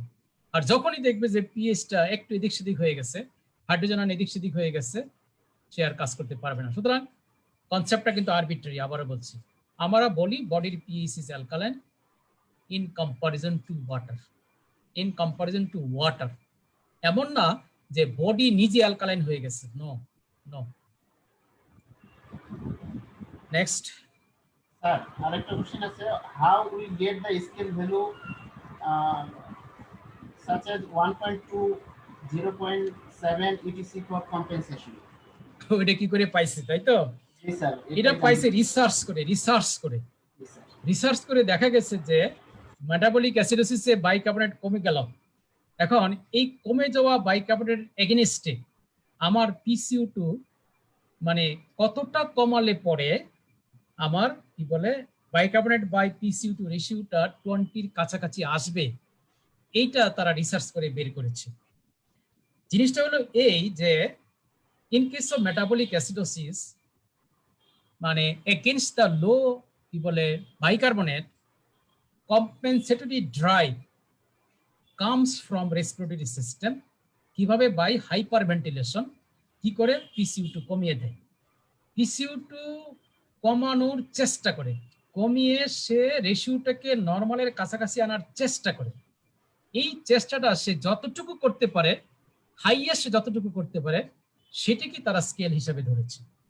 যে বলা হয়েছে যে কি বলে রেসপিরেটরি মেটাবলিক অ্যাসিডোসিসের ক্ষেত্রে আমার PCO2টা মানে 1 ইউনিট বাইকার্বনেট ফলের এগেনিস্টে PCO2 1.2 মিলিমিটার মার্কারি পর্যন্ত আমার রেসপিরেটরি সিস্টেম কমাতে পারে, এর চেয়ে বেশি কমাতে পারে না। এটা হলো আমার সিস্টেমের ক্যাপাসিটির উপর ডিপেন্ড করে এই স্কেলগুলো বাইর হয়েছে। এই স্কেলগুলো কিন্তু কেউ তৈরি করে নাই, কোনো ইকুয়েশন নাই। এগুলো দেখা গেছে যে আমার রেসপিরেটরি সিস্টেম কতটা PCO2 বাড়াতে পারে ইন মেটাবলিক অ্যালকালোসিস, PCO2 কতটা কমাতে পারে ইন মেটাবলিক অ্যাসিডোসিস, তার এই ক্ষমতার উপর ডিপেন্ড করে ক্ষমতাটা কতটা বের করে নেওয়া আসা হয়েছে, রিসার্চ করে বের করে দেখেছে এতটা পারে। এটি হলো স্কেল, অন্য কিছু না। During compensation near normal pH বলতে কত রেঞ্জ? এটা কোনো মানে ফিক্স কোনো রেঞ্জ নাই, এক একটার ক্ষেত্রে এক এক রকম। মেটাবলিক অ্যাসিডোসিসের ক্ষেত্রে নিয়ার নরমাল বলতে সে মেটাবলিক অ্যাসিডোসিসে পিএইচটা 7.4 না এসে হয়তো 7.2 তে আটকে গেল। আবার এই যে 7.2 তে আটকে গেল, 4 এ না এসে, তার মানে কত গ্যাপ, কত পয়েন্ট, মানে কি বলে 0.2 গ্যাপ আছে। এক্স্যাক্টলি 0.2 গ্যাপ কিন্তু মেটাবলিক অ্যালকালোসিসে হবে না, এটা কিন্তু ভ্যারি করবে, ইট উইল ভ্যারি। তবে মোটামুটি কাছাকাছি আসে, কোনো ফিক্সড কোনো ফিগার নাই যে মেটাবলিক অ্যাসিড গ্যাপটা এতটা হবে, যে নর্মালের চেয়ে মানে নর্মাল থেকে এতটা কম এতটা উপরে, এরকম কিছু না। তবে একটা কথা মনে রাখতে হবে এখানে, আমি এটা বলতে ভুলে গেছিলাম, বলে দেই, যে যখনই কম্পেনসেট করবে আমার বডি কিন্তু কখনো কম্পেনসেশনের দ্বারা পিএইচটাকে নর্মাল করবে না, কখনো না, নর্মাল করতে পারবে না। আবার নর্মাল কইরা এক্সিডও হইতে পারবে না। যেমন in case of metabolic acidosis পিএইচটা কি লো, পিএইচটা লো, কম্পেনসেট করে পিএইচটাকে একটু আপ করবে, but still it will be low, কখনো নর্মাল হবে না বা নর্মালের উপরে যাবে না। এটা কিন্তু মনে রাখতে হবে, কারণ আফটার কম্পেনসেশন পিএইচটা কিন্তু still will remain in the direction of the primary disorder. Metabolic অ্যাসিডোসিসে পিএইচটা স্টিল কম থাকবে, তবে নর্মালের কাছাকাছি আসবে, নর্মাল হবে না, নর্মালের উপরেও যাবে না। মেটাবলিক অ্যালকালোসিসে পিএইচটা at the end of compensation still নর্মালের চেয়ে উপরে থাকবে, নর্মালও হবে না, নর্মালের চেয়ে নিচেও নামবে না। যে ওই প্রাইমারি ডিরেকশন যেটা সেই দিকে থাকবে। এটা থাকাতে লাভ হয়েছে, তো আমাদের লাভ হয়েছে কি, এরকম একটা কন্ডিশনে যখন রোগীটা আমার কাছে আসে তখন আমি বুঝতে পারি পিএইচটা দেখে যে ও এখানে তাহলে অ্যাসিডোসিস চলছে। আর যদি আমার বডি কম্পেনসেট করে পিএইচটাকে অ্যাবসলিউটলি নরমাল 7.4 করে ফেলতো, ওই অবস্থায় যদি রোগীটা আমার কাছে আসতো, তোমার কাছে যদি আসতো, তো তুমি রোগীর ব্লাড টেস্ট করে কি দেখতা, যে পিএইচটা নরমাল, আর রোগীর বলতা কি, ভাই আপনি হাসপাতালে কেন আইছেন, বাড়ির যান, তুমি তো এই কথা বলতো। কিন্তু এই দেখো আল্লাহ তাআলা কেমন একটা সিস্টেম করে দিচ্ছে। আল্লাহ তাআলা কিন্তু তোমাকে একটা ক্লু দিয়ে দিয়েছে, এই ক্লুটা থাকলো, রোগীটা কিন্তু মরলো না, বাঁচতে বাঁচতে তোমার কাছে আসলো, বাট তার ক্লুটা কিন্তু রয়ে গেল। আর সেই ক্লুটা তুমি খুঁজে বের করবা, আর সেই ক্লুটা খুঁজে তুমি ডায়াগনোসিস করে ফেলবে। এই হলো ব্যাপারটা। আর কোনো কোশ্চেন? স্যার আরেকটা কোশ্চেন করছে যে acute and chronic respiratory acidosis and অ্যালকালোসিসে কম্পেনসেশন স্কেল কি সেম হবে? না না না, এটা খুব ভালো একটা প্রশ্ন করেছে, সে আপনার মনে হয় এটা জানে, যিনি প্রশ্নটা করছে। তো আমি বলি metabolic acid base disorder compensated by the respiratory system. Okay, তো রেসপিরেটরি সিস্টেম যখন মেটাবলিক অ্যাসিড বেস ডিসঅর্ডারটাকে কম্পেনসেট করে, তখন রেসপিরেটরি সিস্টেম কাজটা করে খুবই তাড়াতাড়ি, খুব কুইক কাজ করে ফেলে, একদম কুইক। কিন্তু যখন রেসপিরেটরি অ্যাসিড বেস ডিসঅর্ডার হয়, তখন এটাকে কম্পেনসেট করে কে? কিডনি করে। আর কিডনির একটা জন্মগত স্বভাবটা কি জানো? জন্মগত স্বভাব হলো সে কাজ করে খুব সুন্দর, বাট খুবই আস্তে আস্তে কাজ করে। কিডনি খুবই লেজি একটা অর্গান, লেজি, বাট সে কিন্তু কাজ করে খুব ফাইন কাজ করবে, কিন্তু খুব আস্তে আস্তে করে। তো যখনই রেসপিরেটরি অ্যাসিড বেস ডিসঅর্ডার হয় আর কিডনি যখন এটাকে কম্পেনসেট করা শুরু করে, তখন কিডনি কিন্তু কম্পেনসেট করতে একটু সময় নেয়। তো বলা হয় যে কিডনিটাকে কম্পেনসেট করতে মোটামুটি একদিন সময় নিয়ে ফেলে, 24 ঘন্টা সময় নিয়ে ফেলে। সুতরাং যদি রেসপিরেটরি অ্যাসিড বেস ডিসঅর্ডারটা কম্পেনসেট হইলো কি হইলো না, এটা যদি বুঝতে চাও তাহলে অ্যাটলিস্ট তোমাকে 12 ঘন্টা 24 ঘন্টা সময় দিতে হবে, তারপরে গিয়া স্কেলে ফেলতে হবে। সুতরাং যখন একটা patient respiratory acid base disorder নিয়ে আমার কাছে আসবে, আমি যদি মোটামুটি দেখি যে তার ডিসঅর্ডারটা হয়েছে গত উইদিন 5 ঘন্টা 6 ঘন্টা 7 ঘন্টার মধ্যে, আমি কিন্তু ধরে নিব সে কম্পেনসেট করে নাই, এখনো কম্পেনসেটেড হয় নাই, মানে সে আনকম্পেনসেটেড কন্ডিশনে তোমার কাছে এসছে। সেই ক্ষেত্রে স্কেল কিন্তু তোমার ওই কি বলে, কত জানি স্কেল বলছিলাম, মানে 0.4 আরটা যেন কত বলছিলাম, ওইটা হবে না। তখন স্কেল হয় 0.1 আর 0.2। রেসপিরেটরি অ্যাসিডোসিসের ক্ষেত্রে 0.1 স্কেল হয়, আর অ্যালকালোসিসের ক্ষেত্রে 0.2 হয়। তো এগুলো আমাদের বেশি দরকার হয় না, আমাদের কাছে সাধারণত কম্পেনসেটেড কন্ডিশনে আসে। আমরা হিস্ট্রি থেকে দেখে নেই যে আমার কাছে রেসপিরেটরি অ্যাসিডোসিস নিয়ে যে পেশেন্টটা আসলো বা অ্যালকালোসিস নিয়ে পেশেন্টটা আসলো, হিস্ট্রি থেকে বুঝে ফেলি যে এটা কি কম্পেনসেট করার সময় পেয়েছে নাকি পায় নাই। যদি দেখি যে না, কম্পেনসেট করার সময় পায় নাই, এখনো আনকম্পেনসেটেড আছে, তখন আমরা একটু টাইম দিই যে ঠিক আছে, লেট আস কম্পেনসেট, তখন বোঝা যায় এটা। ওকে স্যার আরেকটা কোশ্চেন করছেন স্যার, মিক্স অ্যাসিড বেস ডিসঅর্ডারটা কম্পেনসেট কিভাবে করবে? নো, মিক্সড অ্যাসিড বেস ডিসঅর্ডারের কোনো কম্পেনসেশনের প্রশ্নই নাই। No question of compensation in mixed acid base disorder. কারণ কে কম্পেনসেট করবে? কারণ যখন নাকি বাইকার্বনেট অ্যাবনর্মাল, তখন কম্পেনসেট হয় PCO2 দ্বারা। যখন PCO2 অ্যাবনর্মাল, তখন কম্পেনসেট হয় বাইকার্বনেট দ্বারা।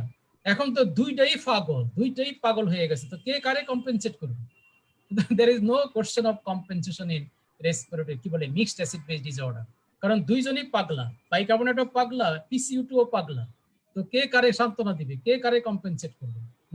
No question of compensation. কালকে আরেকটু পরিষ্কার করবো। হ্যাঁ, সেক্ষেত্রে কিভাবে বুঝবো যে এটা মিক্সড অ্যাসিড বেস ডিসঅর্ডার? এটাই কালকে আলোচনা করব, কালকে আলোচনা করলেই বুঝা যাবে, কালকের ক্লাসে এটা আলোচনা করব। স্যার আরেকটা কোশ্চেন করেছেন একজন, what is the most important part of nephron for acid base regulation? Most important part of nephron for acid base regulation. Nephron, আচ্ছা আচ্ছা আচ্ছা আচ্ছা। অ্যাসিড বেস রেগুলেশনের জন্য মোস্ট ইম্পর্টেন্ট পার্ট হলো proximal convoluted tubule and collecting duct. Proximal convoluted টিউবুলটাকে tuning করে আমার কিডনি বেস আইদার এক্সক্রিশন করবে অথবা বেসটাকে রিটেনশন করবে।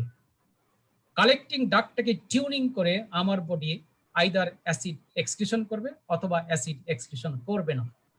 সুতরাং কালেক্টিং ডাক্ট আর আমার কি বলে proximal convoluted most important component. তবে আমি যদি ফিলোসফিক্যালি উত্তরটা দেই, তাহলে এই উত্তরটা কিন্তু এরকম হওয়া উচিত না। ফিলোসফিক্যালি বলবো, আচ্ছা ধরে নাও আমি তোমাকে শিখিয়ে দিলাম যে প্রক্সিমাল টিউবুল এবং কালেক্টিং ডাক্ট থাকলেই চলবে, তাহলে মাঝখানে লুপোফেনলি কাইটটা ফালাই দিলাম, চলবে তোমার অ্যাসিড বেস ব্যালেন্স? চলবে না। সুতরাং হোল নেফ্রন ইজ ইম্পর্টেন্ট, তবে মানে প্রাইমারি ওয়ার্কটা হয় তোমার প্রক্সিমাল টিউবুলে এবং কালেক্টিং ডাক্টে। ইয়েস, সেই প্রশ্নটা করেছে খুব ইন্টেলিজেন্ট ছেলে মনে হচ্ছে আমার কাছে, যে ইয়েস তোমার উত্তরটা, প্রশ্নটা খুব ভালো লাগছে। তবে উত্তরটা হলো এইটা যে প্রক্সিমাল কনভলিউটেড টিউবুল এবং collecting duct. Sir which Next. Question is the best sir? Please, আজকে কোন কোশ্চেনটা স্যার আপনার কাছে বেস্ট মনে হচ্ছে sir? Among the whole question জি স্যার। সবগুলো তো মনে নাই, তবে ওইটা ভালো লাগছে যে রেসপিরেটরি অ্যাসিডোসিসের অ্যাকিউট এবং ক্রনিক, এটা ভালো লাগছে। এই যে সর্বশেষ প্রশ্নটাও ভালো লাগছে।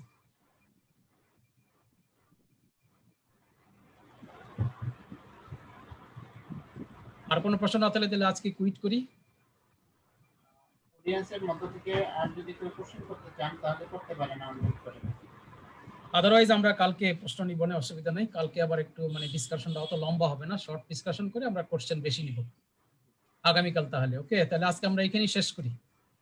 থ্যাংক ইউ স্যার ফর আগামীকাল আমরা আবার ঠিক একই টাইমে, সেম টাইমে 9টায় কিন্তু আমরা অ্যাড হয়ে যাব। সবাই কিন্তু কেউ তোমরা লেট করবো না, সবাই টাইমলি অ্যাড হয়ে যাবা। আগামীকাল খুব গুরুত্বপূর্ণ একটা ক্লাস হবে। আগামীকালের কনসেপ্টটা যদি ভালো করে ধরতে পারো, আমি মোটামুটি তোমাদেরকে গ্যারান্টি দিতে পারবো you will be the master of the acid base disorder, acid base balance. সুতরাং কালকের ক্লাসটা সবাই টাইমলি জয়েন হয়ে যাবো, সুন্দর ভালো একটা আলোচনা হবে। তোমাদের কাছ থেকে অনেক প্রশ্ন নিব, সব যত রকমের কনফিউশন আছে সব আলোচনা করবো। ওকে, তো আজকের মতো আল্লাহ হাফেজ, থ্যাংক ইউ ভেরি মাচ, সকলকে অসংখ্য ধন্যবাদ। আপনাকে অসংখ্য ধন্যবাদ স্যার আমাদের মূল্যবান সময় দেওয়ার জন্য। Thank you very much. Dear audience, আগামীকাল আমাদের সেকেন্ড সেশন আছে, অ্যাসিড বেস ডিসঅর্ডার বেসিক্স। আপনারা জাস্ট 9টায় শুরু হবে, আপনারা সবাই অ্যাটেন্ড করবেন। ইনশাআল্লাহ আগামীকাল আরও একটা ভালো সেশন করার জন্য স্যার। তো সবাইকে ধন্যবাদ জানিয়ে আজকের প্রোগ্রাম এখানে শেষ করছি। আল্লাহ হাফেজ।